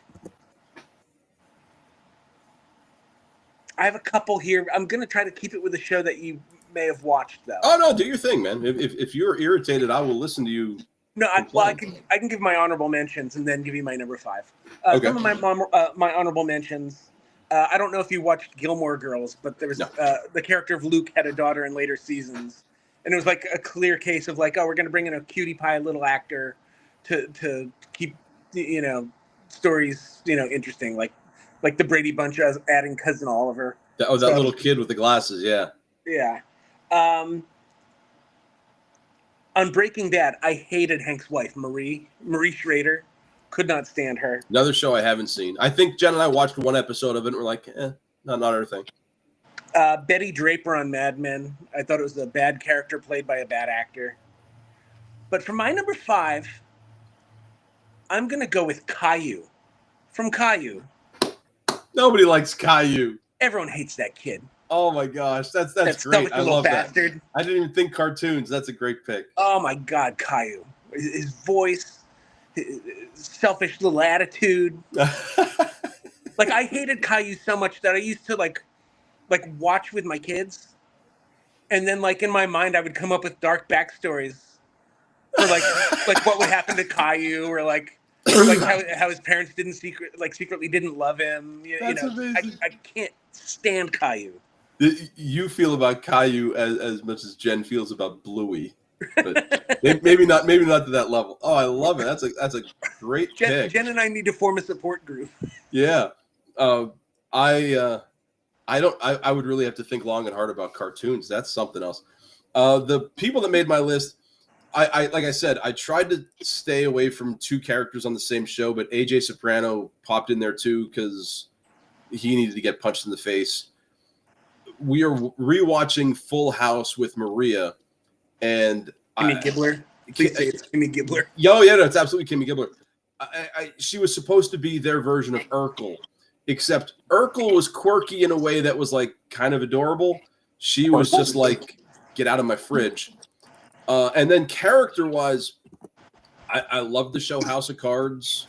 And for, whatever he was as a human being, Kevin Spacey's Frank Underwood was a tremendous character. And it seemed like his biggest enemy was his wife, Claire. And she was so harsh and then she was the president in the last season because they had to get rid of Spacey. She was not my favorite. It's funny that you say House of Cards because I absolutely hated that show because of Frank Underwood. Oh, well, he's a terrible person, but he was a great character. No, but like I hated the writing where like there was never any doubt that he would come out on top. He was so obviously smarter and like. I'm okay with that sometimes. I play Madden on easy mode. I need to be entertained. I don't need tension in my life. I also hated like the direct to camera.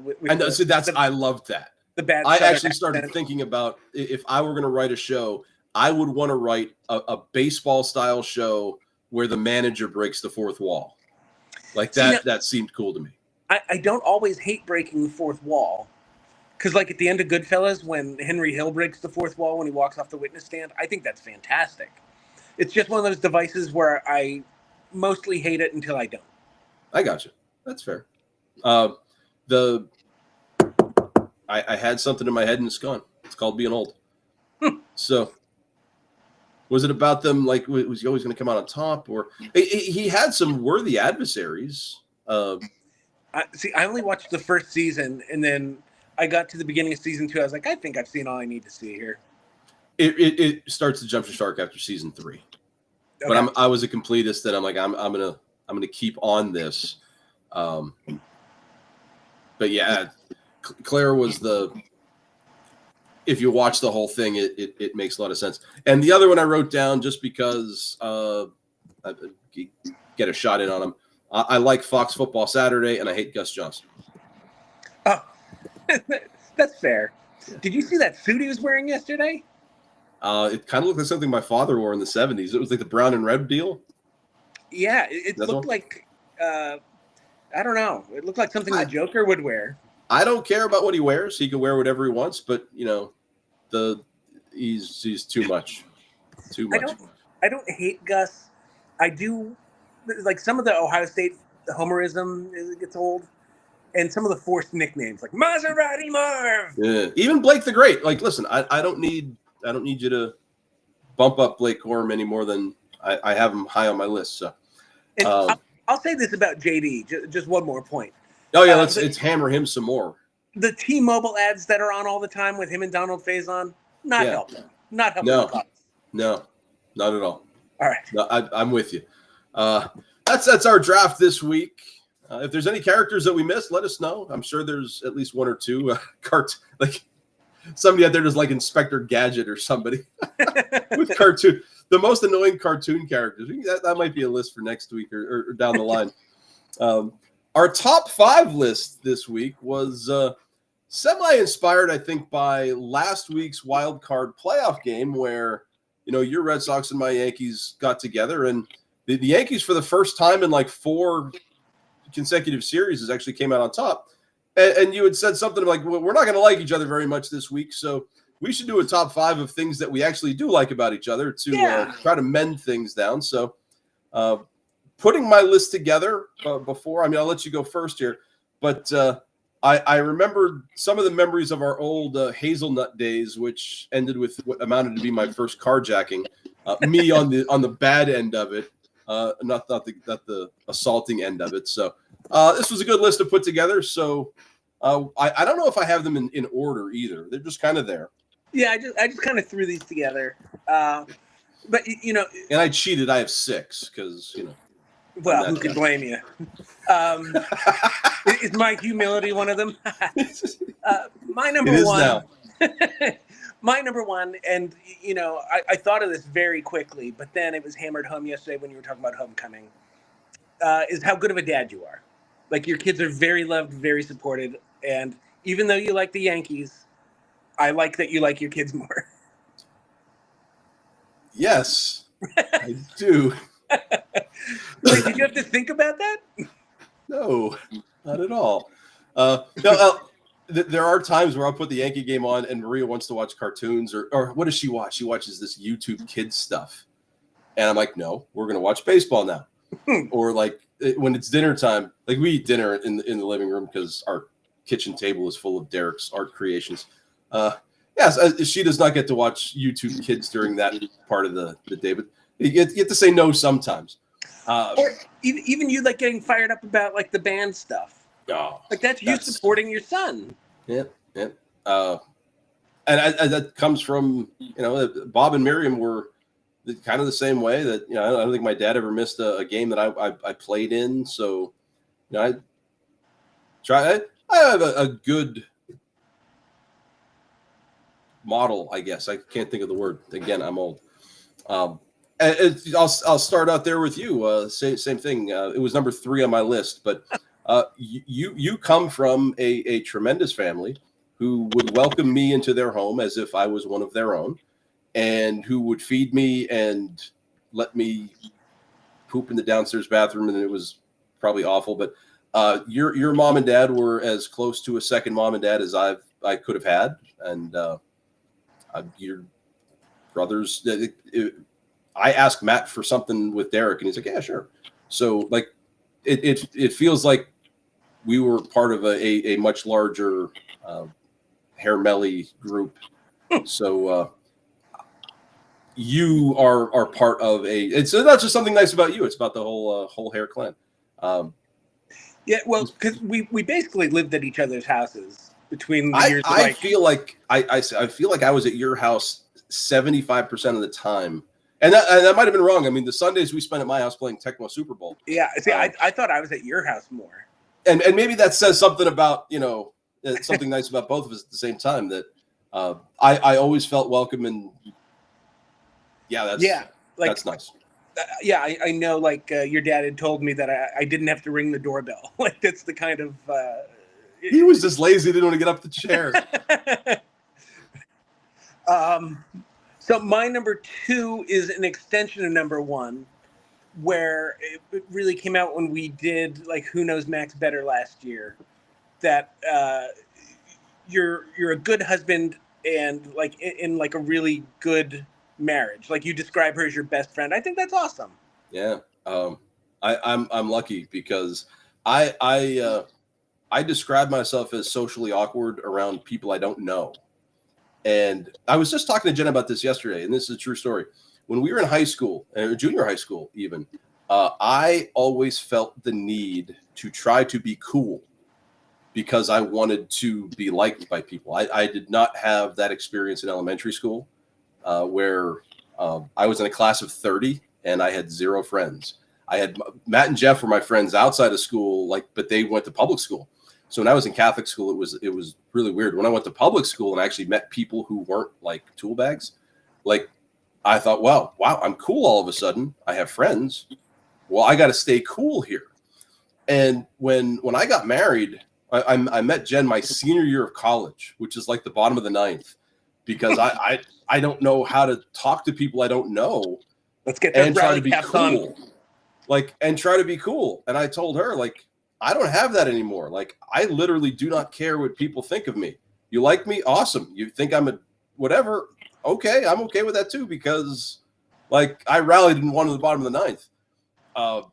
Without that, yeah, I don't know where my head would be mentally. But yeah, and it's funny. It had never occurred to me, but we had like similar situations in that, like I, like moving from New Jersey and then coming to Hazleton, not really knowing anybody. You came in 4th grade, right? 4th grade, yeah. Yeah, and then I joined the Heights Terrace crew in 6th grade.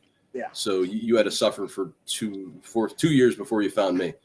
And Roseanne asked me this, and so I'm going to ask you because I don't know. Let's see here. She sent me a text yesterday. I saw a crazy seating chart online and got me thinking. When you and Tim met in 6th grade, was it due to sitting alphabetical by last name or by what seemed to be randomly assigned seats? And I don't remember anything about our seating charts. I remembered one thing, though. In one of the configurations that Mrs. Crooks had, she was our first period teacher, I sat next to Dave Marshman, and we were drawing something on those yellow sheets of paper.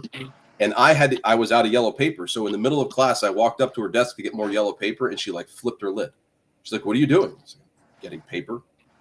That's the only thing I remember. I never remember if we sat next to each other or if it was just because of the bus. Yeah, I don't know if we sat next to each other.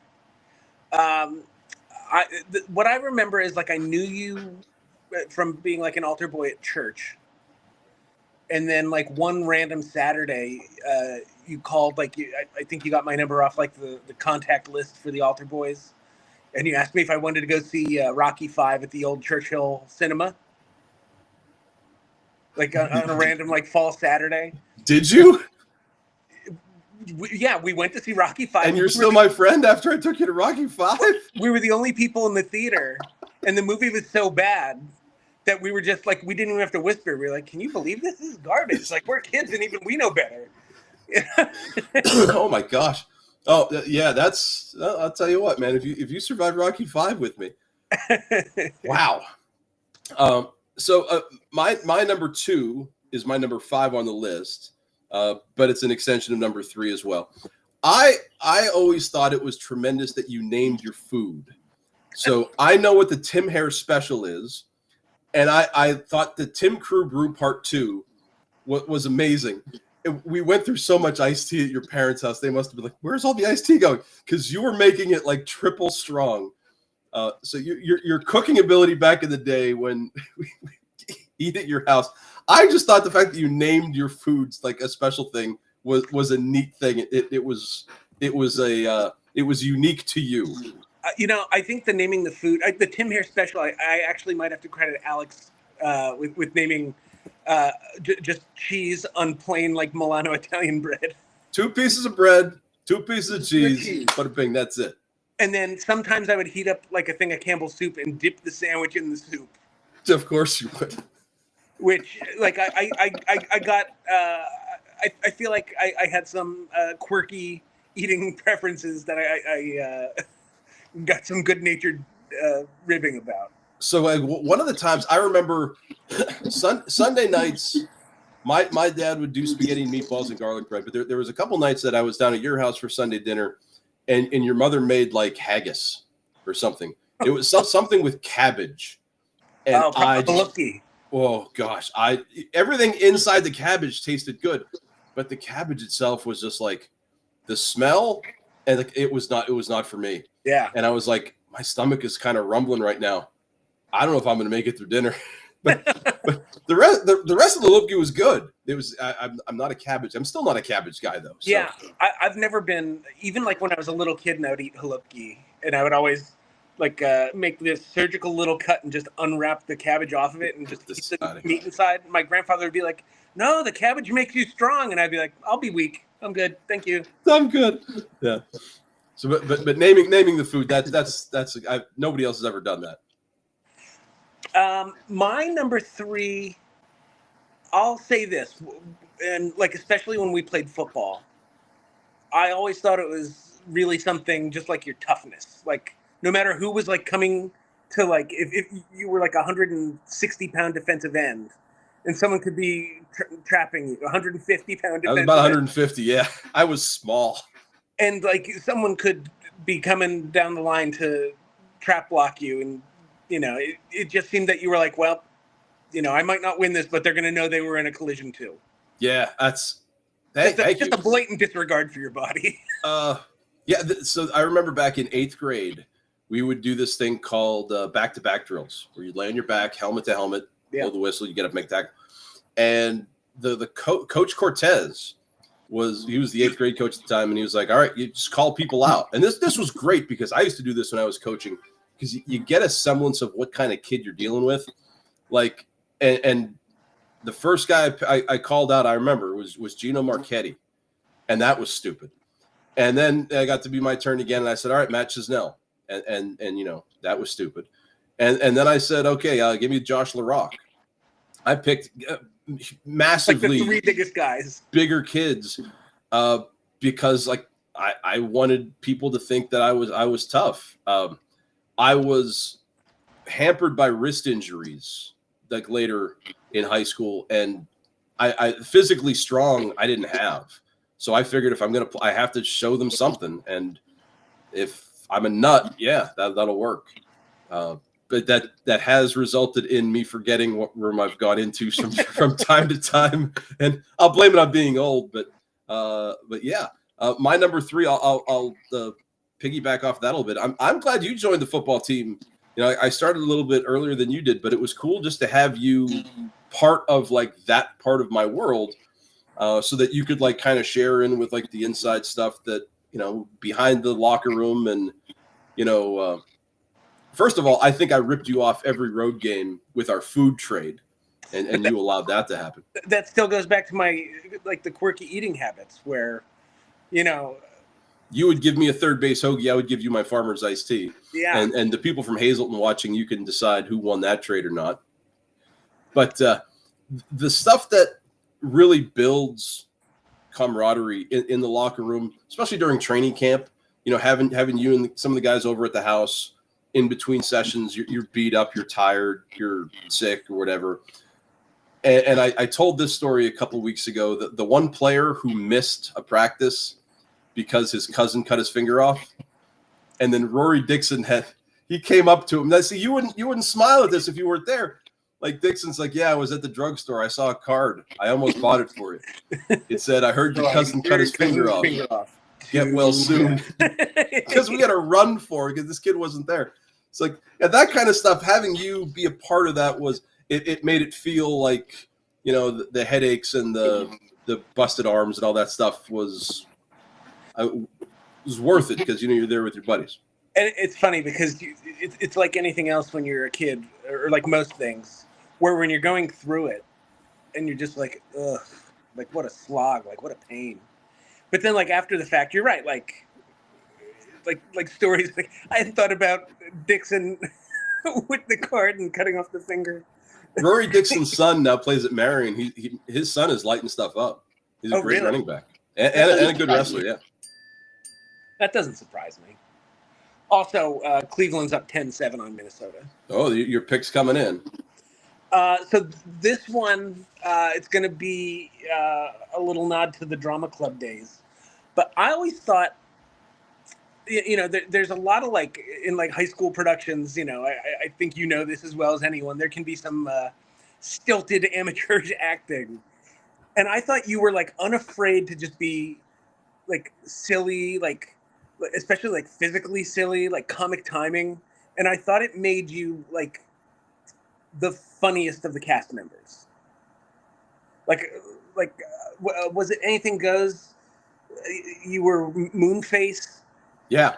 and you had to do a song. It was like about like free as a bird or flying like a bird, and you had to like get on a chair and flap your arms, and like most like 16 or 17-year-olds would be like, oh, they would be like, I don't want to look stupid in front of a couple hundred people. Yeah. And you did not care about looking stupid at all. No, I remember the year before Prince Dauntless, and I was in love with a girl named Fred. Yeah. And one of the things, like I was supposed to arm wrestle Meredith Leonard, and she throws me. And the first time I tried to do like a reverse flip thing, like, and it hurt a lot. And my dad was like, yeah, you maybe just do this instead. And it looks sillier. No, so I liked the acting back in the day. And I think what's strange about that was in high school, still trying to be cool. Yeah, you're right. For some reason, if you're up on stage, it didn't count as being, weird and goofy. Yeah, it at least during show nights, it probably helped that like when the audience is dark, they're just like a almost like a massive blob of noise. Yeah, you don't see faces. Yeah, it's more like in dress rehearsals where you're like, oh, on the night of, I'll be fine, but even still, like you threw yourself into it. Yeah, there you go. Hey, how about that? So my fourth one for you, and now that they're going to get more specific here. You are, I have this written down so I get it like exactly right. You are a bevy of weird knowledge. I remember one time at your house, I wrote something down in a notebook and I hid it from you. And then like 5 minutes later, I said something like, Terry Pendleton isn't that good of a hitter. And I had written down in the notebook, free way to get baseball stats. Because I figured if I said something like that, you'd start rattling off stats on how good a hitter Terry Pendleton was. I believe he hit 319 in 91, his MVP season. Because there you go. Like, you just have and it's quick too. So you are really good at like a show like this. If I say something like, who won the Academy Award for Best Director in 2006, you say. Are we talking about the calendar year 2006 or the movie year 2006? Because you're like John Travolta in Phenomenon. Like, all right, let's get specific. Because if a man was born in California at 10:13 in the morning, he's like, right, maybe you're not that beautiful mind, but so like Nora won Best Picture at the Oscars in the calendar year 2025, but it was the Best Picture of 2024. So it's kind of like how a Super Bowl champion, the Super Bowl's played in February, but the team that wins will be considered the 2025 NFL champion. And I remember a time back in like 2006, I'm driving around town with the guy I was doing multimedia work with, and he told me something about a manhole cover, and I'm like, why did you tell me that? Some worthless sports stat just got pushed out of my brain now. It's kind of like, and now that's been replaced by something. But it's almost like an unlimited database of not worthless knowledge, because there's a worth to everything, and it comes up at great times. I am very good at bar trivia. My number 5, and you sort of mentioned this earlier, but just like a mid, I forget how old you are, but like, or how old you were when this happened, but going back to school to become a teacher, like a career change is a scary thing. Going back to school is a scary thing. And I remember I was doing TV work, you were in the newspaper, and this goes back to Jen. Like I figured I was going to marry this girl and she was going to be a teacher. And if I was going to stay in sports television, I was working 3:30 to 11:30, and teachers work basically 6 to 3. Like I'd never see her. And my experience at the time at the station was such that, I didn't know if I wanted to continue doing this. Listen, when you work in the media, you don't have a lot of holidays. Thanksgiving, Christmas, New Year's, those don't exist, especially when you're starting out. Like the Mike Greenbergs of the world and the Stephen A. Smiths. Yeah, that's you work your way up there. Like Stephen A. Smith has been in the media for like 30 years, it seems. And like he probably worked a bunch of Thanksgivings and a bunch of Christmases. So I remember when I interned at WNEP, there was a So Dave Pingalore was the 1, Jim Coles was the 2, and a guy named Brian Sinkoff was the 3. And Brian Sinkoff was Jewish, or is Jew. I don't think he still is. So he's like, dude, I'll work Christmas Eve and Christmas. It wasn't even a problem. But when I worked at Channel 13, they're like, guess what? You're the low man on the totem pole. You're here on Thanksgiving just running the board. So, yeah, that going back to school after that, to when I went to Bloomsburg, as my dad said, just get a master's degree and then see what happens.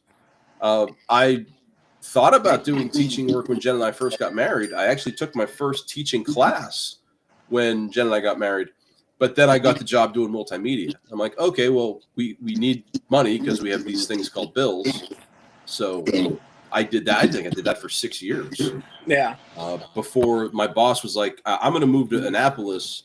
So if you want to continue doing this, you can. And I thought, I can't sell a parka to a wet, naked Eskimo. How am I going to sell technology here in this town? So that was kind of like. Have you tried selling a parka to a wet, naked Eskimo? Twice. I'm 0 for 2. 0 for 2. You know who's not 0 for 2? Terry Pendleton in 1991 beat out Barry Bonds. Bonds was the runner-up. There it is. So I'll tell you what, that'll lead me right into number 2.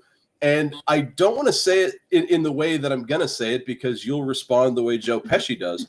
You are one of the funniest guys I know. Your sense of humor is it clicked. Where are you at? You're over here. It clicks with me. Like a very dry-witted, but your dry wit, I can't like stonewall.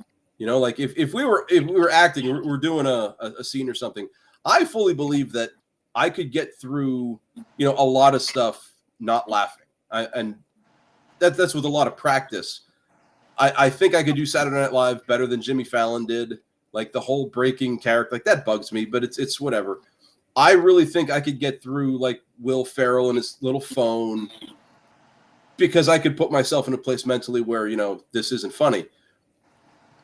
In our interactions, you're funnier than Will Ferrell to me, and you are like a clown. You amuse me, and I might fold under questioning, but yeah, I don't know of anybody funnier than, and that's like 47 rotations of the sun for me.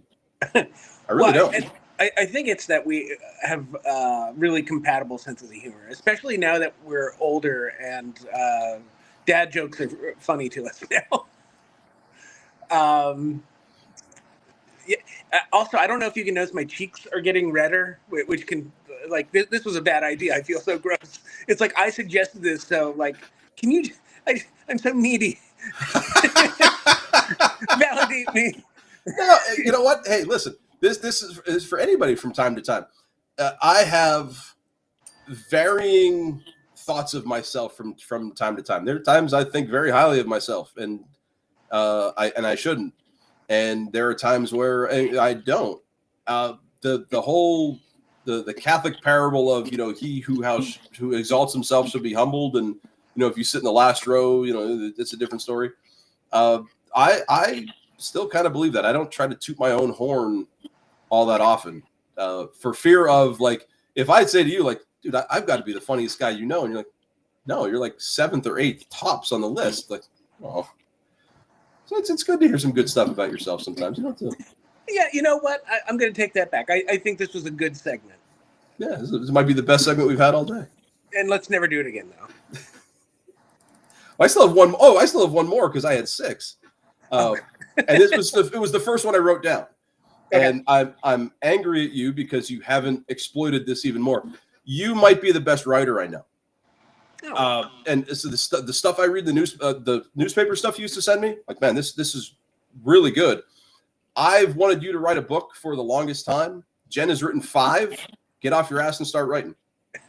I still seriously just like scratch the itch. I do write different things. I don't know if I'll tell you off camera what some of them are, I guess.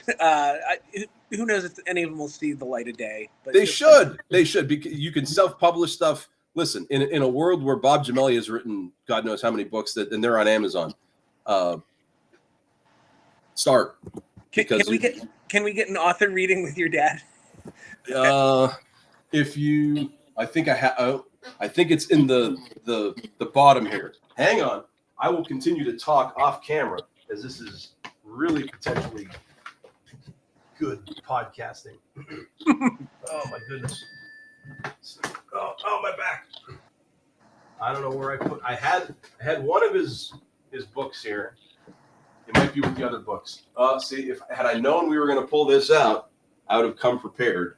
I am ill-equipped to find he wrote a murder mystery. Oh, that's right. And then the Haverford murders. I legitimately wanted to buy it and give it a read. No, it's out there on the Amazon. I'm sure he might have a copy for you sitting around the house. So, yeah, there it is. I'll need a new book in a little bit. How about that? Jake's take will be next week. We'll get a recording of him reading some of it. I don't know how good a take that'll be. Oh boy! All right, Mr. Smarty Pants time. I actually have a question and a list for you. You said you had one list. I have one list. Once again, I failed to create a graphic of Mr. Non-Smarty Pants, but I will attempt to do your list here. Okay. There are 11. Let me make sure. 4, 5, 6, 7. Yep, 11 players in Major League Baseball history who have There's more than that. Tut Max. Who have hit 500 or more home runs with one franchise. So, obviously, Pujols wouldn't count because his were split. Oh, okay. So, at least 500 with one franchise. And, they might have hit 100 with another franchise, but they have at least 500 with one franchise they played for in their career. Well, you want me to name them? That's typically how this process goes. All right, so let's start with the easy one. Babe Ruth. Babe Ruth is second with 659. Mickey Mantle. Mickey Mantle is, he hit all 536 with the Yankees. Willie Mays. Mays hit 646 with the Giants. Hank Aaron. Hank Aaron hit 733 with the Braves. Sosa? Most of them was Chicago? Sosa hit 545 with the Cubs. You're rolling. McGuire with St. Louis? No, he hit too many in Oakland, I think. Okay. This is where my lack of knowledge of 500 home run hitters will kill me. Ken Griffey Jr.? I think he was split too much between Seattle Cincinnati and Seattle. I think you get the same thing with A-Rod then, too. Yeah, he was with Texas, Seattle, the Yankees. Did Harmon Killebrew hit 500 home runs? He almost hit 600 home runs. Oh, okay. Harmon Killebrew? Yeah, Harmon Killebrew with Minnesota? 559 with Minnesota. He almost hit 600. he hit 586 for his career, if I remember. 574 for his career. Okay. I always think of him and Jim Thome as being like the same guy, where no one remembers how good they were. Yeah, so Jim Thome's probably not on the list with Cleveland and Philly. Yeah, no. How many do I have? You have like 6? Yeah. You have 6. All right. Hey, I got more than half. So you said Pujols doesn't count. I would have guessed Pujols. I think two of these guys played in our lifetime. Mike Schmidt. Schmidt hit all 548 with Philly.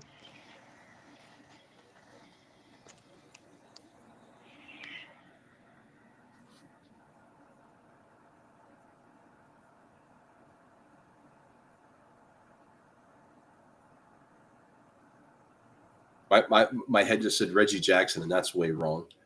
Yeah, it's not right. I got 7 out of 11. So the guy in our lifetime. Give me the team. He hit the bulk of them with the Giants. Bonds? Yeah. Okay, I probably should have guessed Bonds. That's negligence on my part. The next three, the last three, one played the bulk of his career in the 40s and 50s. Duke Snyder? No, he was only in like the 350s. Okay. 30s and 40s. Power American League guy. Great fisherman. DiMaggio? No, that's a good guess, though, actually, because he came from a fishing family in San Yeah, Francisco. I mean, I don't think he get 500 home runs, though. No, he had like in the 350s. But Ted Williams? Ted Williams, 521. Okay. Was he a fisherman? Yeah, world-class fly fisherman. Didn't know. I knew DiMaggio was a fisherman. I didn't know that about Ted Williams. The next one hit all of his 512 home runs with one franchise. What doesn't help? What's the franchise? Chicago Cubs. Ernie Banks? Ernie Banks, Mr. Baseball. Okay. The last one played like the bulk of his career, if not in the entirety of his career, pre-1920. Oh, my. In the Polo Grounds. Oh, shoot. That doesn't help either. It should, though. He was like the great home run hitter in baseball, like the first great home run hitter. I got nothing. Mel Ott. Okay. My head went to Ty Cobb. I'm like, it's not the Polo Grounds, and it's okay. I got 6 on my own and 2 more. I think you acquitted yourself well. Not bad. Well, let's put the picture up here. The list I can't help you with, but okay. And the list is going to be hard. At least it would have been hard for me. Okay. Question wise though, because I heard this on the TikTok, so I didn't verify it. But do you know, according to whoever that was, the only player in Major League Baseball to have 100 RBI season without registering a single sacrifice fly? Oof. Only one player in Major League history to have 100 RBI season without a sac fly. Yeah. I'm probably going to need a hint, like National League, well within our lifetime. Bonds? Not Barry Bonds. Not.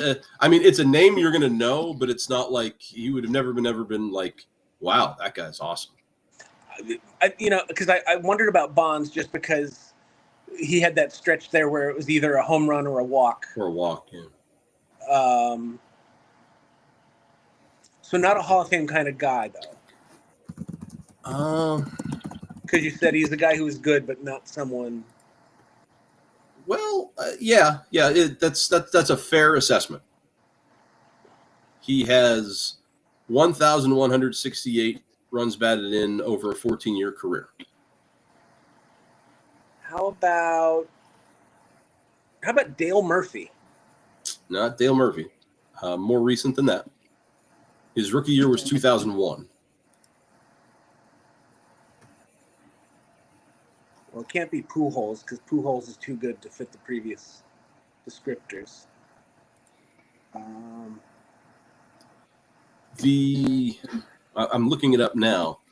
The year this happened, and it most definitely happened, here it is, was 2004. He was 28th in the MVP voting that year. Oh, wow. Because they had a 28th place in MVP voting. So then I'm thinking, and it's funny that there would even be that many people getting votes when Bonds had his crazy 2004 season. Well, I mean, I guess you get second place votes. Right, but... he received 2 votes that year.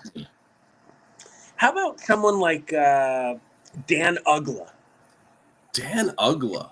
Like an all-star kind of guy, 100 RBI guy, but would never be in the MVP conversation. No, Dan Uggla did not get any votes for MVP in 2004.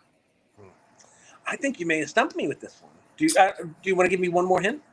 Let's see, that year, I think he was primarily a first baseman. National League first baseman, 2004, 100 RBI. It's too early for someone like Ryan Howard. He's drafted out of New Caney High School in New Caney, Texas. Yeah, I think you got me.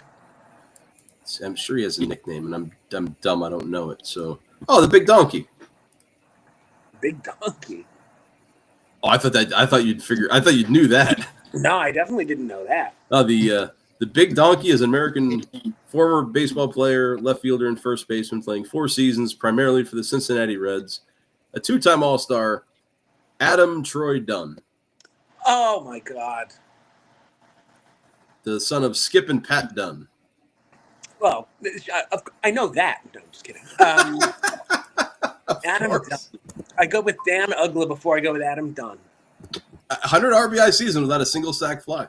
So I cannot verify that he is the only major league player to do that feat, but I can guarantee you in 2004 he did it. The list, and I said the list is hard. I almost feel bad. The WNBA Finals Game 2 is today at 3 o'clock if you're not watching football. I have a list here of the all-time leading scoring leaders in WNBA history. It's a top 10 list. How many of the top 10 can you pull? Okay, well, Taurasi's one. You got one. Oh, Minnesota just scored, by the way. It's 14-10. Nope. I need Cleveland to win just for the NFC North loss, but how about Lisa Leslie? She is not on the list. 3 players are active currently. Brianna Stewart. Brianna Stewart is not on this list. That's surprising. I don't know most of these people. Asia Wilson's young. Yeah, Asia Wilson's on the list. I know her. I know Taurasi at 1, and I know 9 and 10. How about Griner? Nope. Cheryl Swoops? Nope. Sue Bird didn't score enough, but Sue Bird? Sue Bird is, in fact, number 9. She's one of the ones I know. Okay. So let me see. You said Griner? Yeah. She is 8. I'd actually go to the webpage. She's 18th. Okay. Asia Wilson is 21st. Okay. Still active. There's 3 still active. One of whom plays center. I can't even tell you who she plays for. How about Candace Parker? Candace Parker's the other one I knew. She is number 10 on the list. Okay. She is not active. How about someone like Shamiqua Holdsclaw? Shamiqua Holdsclaw is not in the top 25. Okay. I'm just trying to think like great college players. Yeah.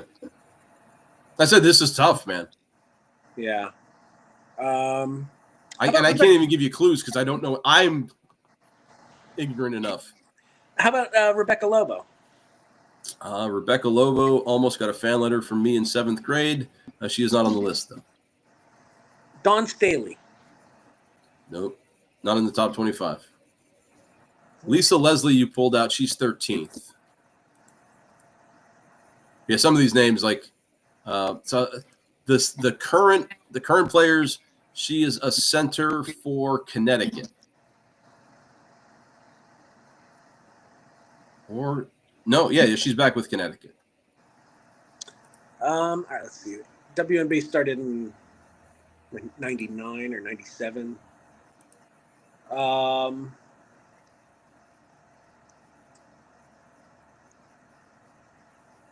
no, she's currently playing for the Connecticut Sun. Right. Okay. I didn't want you to go back to 99 if you're thinking about this one. Oh no, I'm just trying to think of like great UConn, Tennessee, Notre Dame, like power program players. This girl did go to UConn, so that's probably a good choice. Oh my God, I'm blanking on the name. Oh my God, she was like.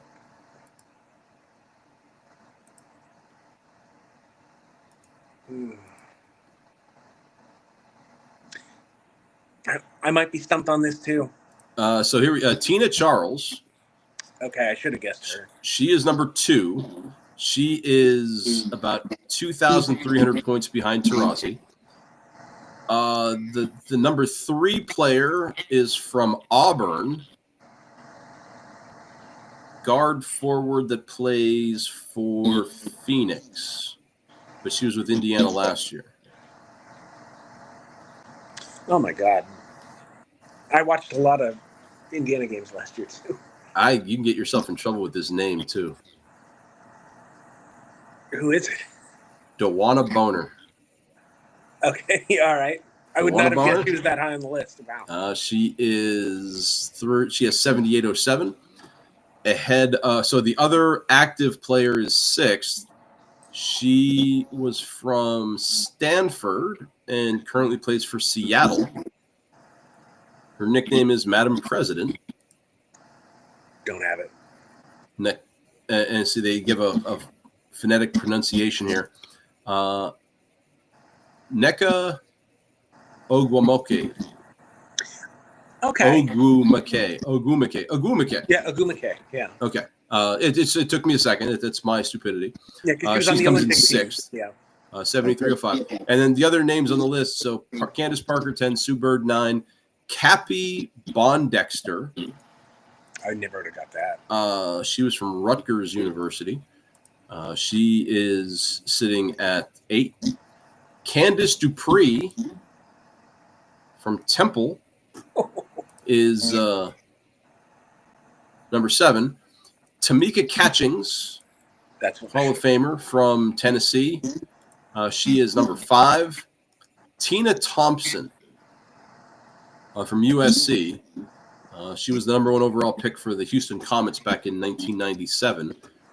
She has 7,488 more points than I do. And then Bonner, Charles, and Dana Taurasi. Huh. I really biffed that one. Oh, dude. Well, I mean, that's as hard as it comes, man. You got more than I would have. You probably guessed the same people I might have. Like Holtzclaw, I remember from her Tennessee days, and I remember Rebecca Lobo, but also I just noticed it's 11:30, and I have like someone coming here to do work on the place at 12, so we might have to like cut it at like 10 or 15 minutes. Oh, that's I don't have the wheel names ready. So oh, perfect. So we're at the point now where it's like it's P o'clock or whatever you got to do. What's getting fixed? It actually is the toilet. It reminds me of my senior year at college. I was in charge of getting the water turned on for the house. So a week before we showed up, I call. I'm like, we got to get the water turned on. And they're like, okay, yeah, cool. We'll be out there in about 3 weeks. I'm like, what?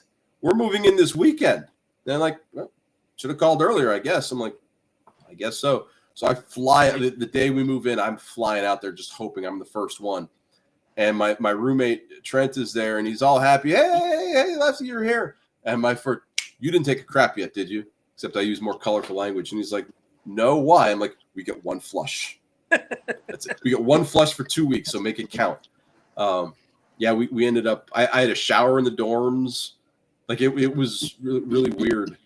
And then when the water did get turned on, the electricity, like the heat wasn't like we didn't have hot water for like the first month. So I'm literally taking ice showers. Yeah, that sounds entirely unpleasant. It was. So I hope your malfunctioning commode is functioning by the next time I talk to you. And I feel confident. Yeah. So good show for everybody out there in the Super Meatballs world. We'll see you back here live in the living color sometime next weekend.